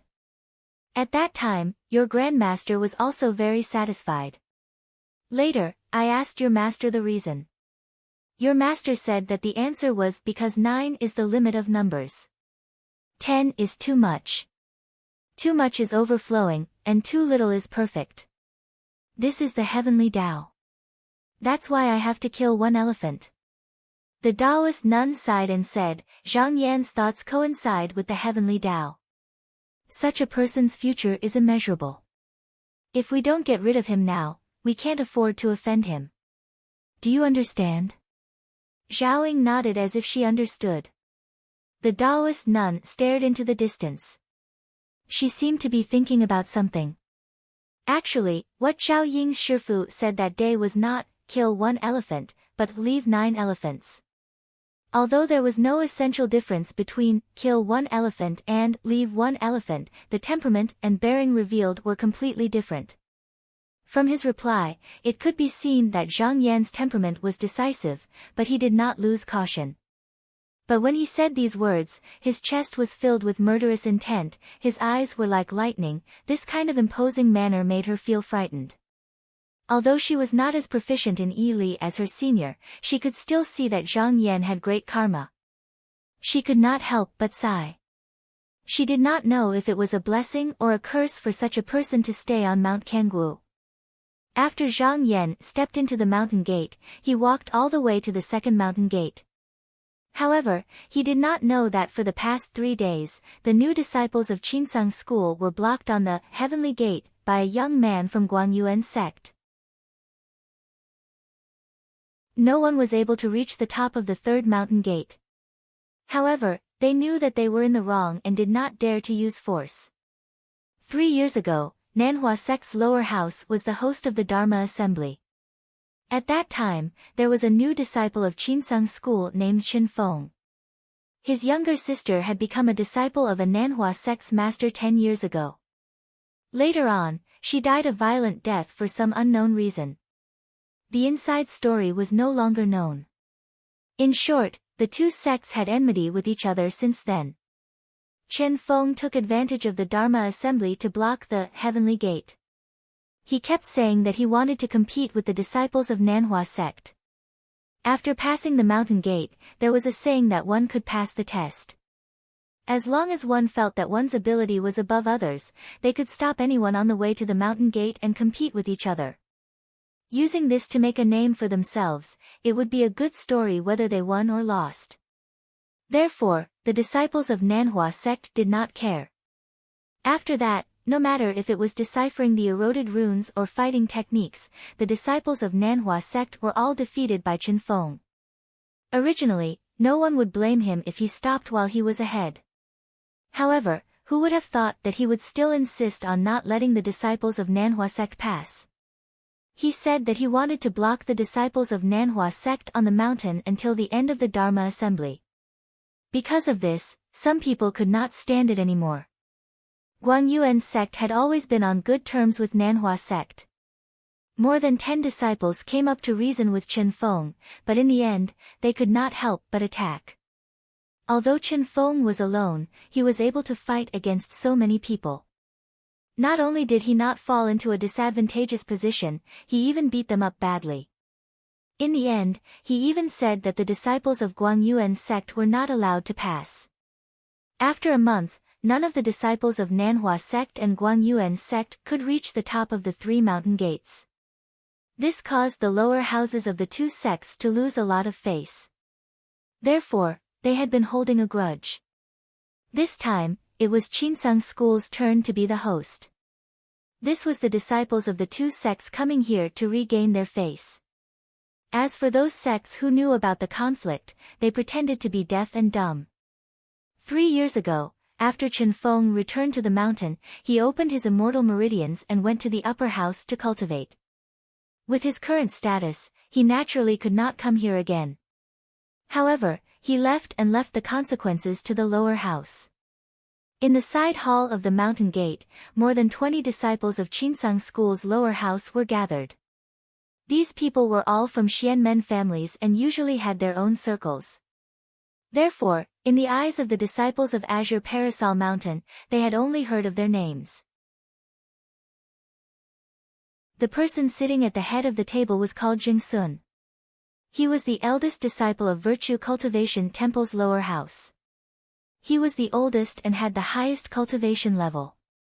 However, he had a gentle personality and was not good at fighting. 2 days ago, when Mo Yuan blocked his way and said that he wanted to compete with the erosive runes, he did not take this matter to heart. However, until today, when no disciple could reach the top of the 3 mountain gates, he realized that something was wrong. He knew that this was Guangyuan sect's revenge. If he waited any longer, Qinsang School, as the host, would lose a lot of face if no one reached the top. Therefore, he gathered all the disciples together to discuss a strategy. Zheng Sun sighed and said, Guangyuan sect's junior brother Mo Yuan is still young, but I heard that he can decipher the erosive runes with just a finger. I have already sent junior brother Ma and junior brother Zhen to fight him. Whether they can win or not depends on the result. Not long after, a young man walked in from the back of the side hall and bowed to the disciples around him. With a sad expression, he said, I am not as skilled as him. I can only place my hopes on senior brother Zhen. I am ashamed. Everyone was silent. After a while, a boy came in and reported, Senior brother Zhen has fainted. The disciples looked at each other. One of them stood up and said coldly, could it be that Mo Yuan knows that he can't win, so he resorted to force? The boy quickly said, Senior brother Mo fainted because his mind is exhausted. The man snorted and sat back down. They were eager to fight, but Guangyuan sect had sent a 13-year-old boy. If they used force, it would be bad for their reputation. Zheng Sun's eyes fell on a young man in white. Junior brother Chen, you. Junior brother Chen waved his hand and said, Senior brother Zheng, there is no need to say anything.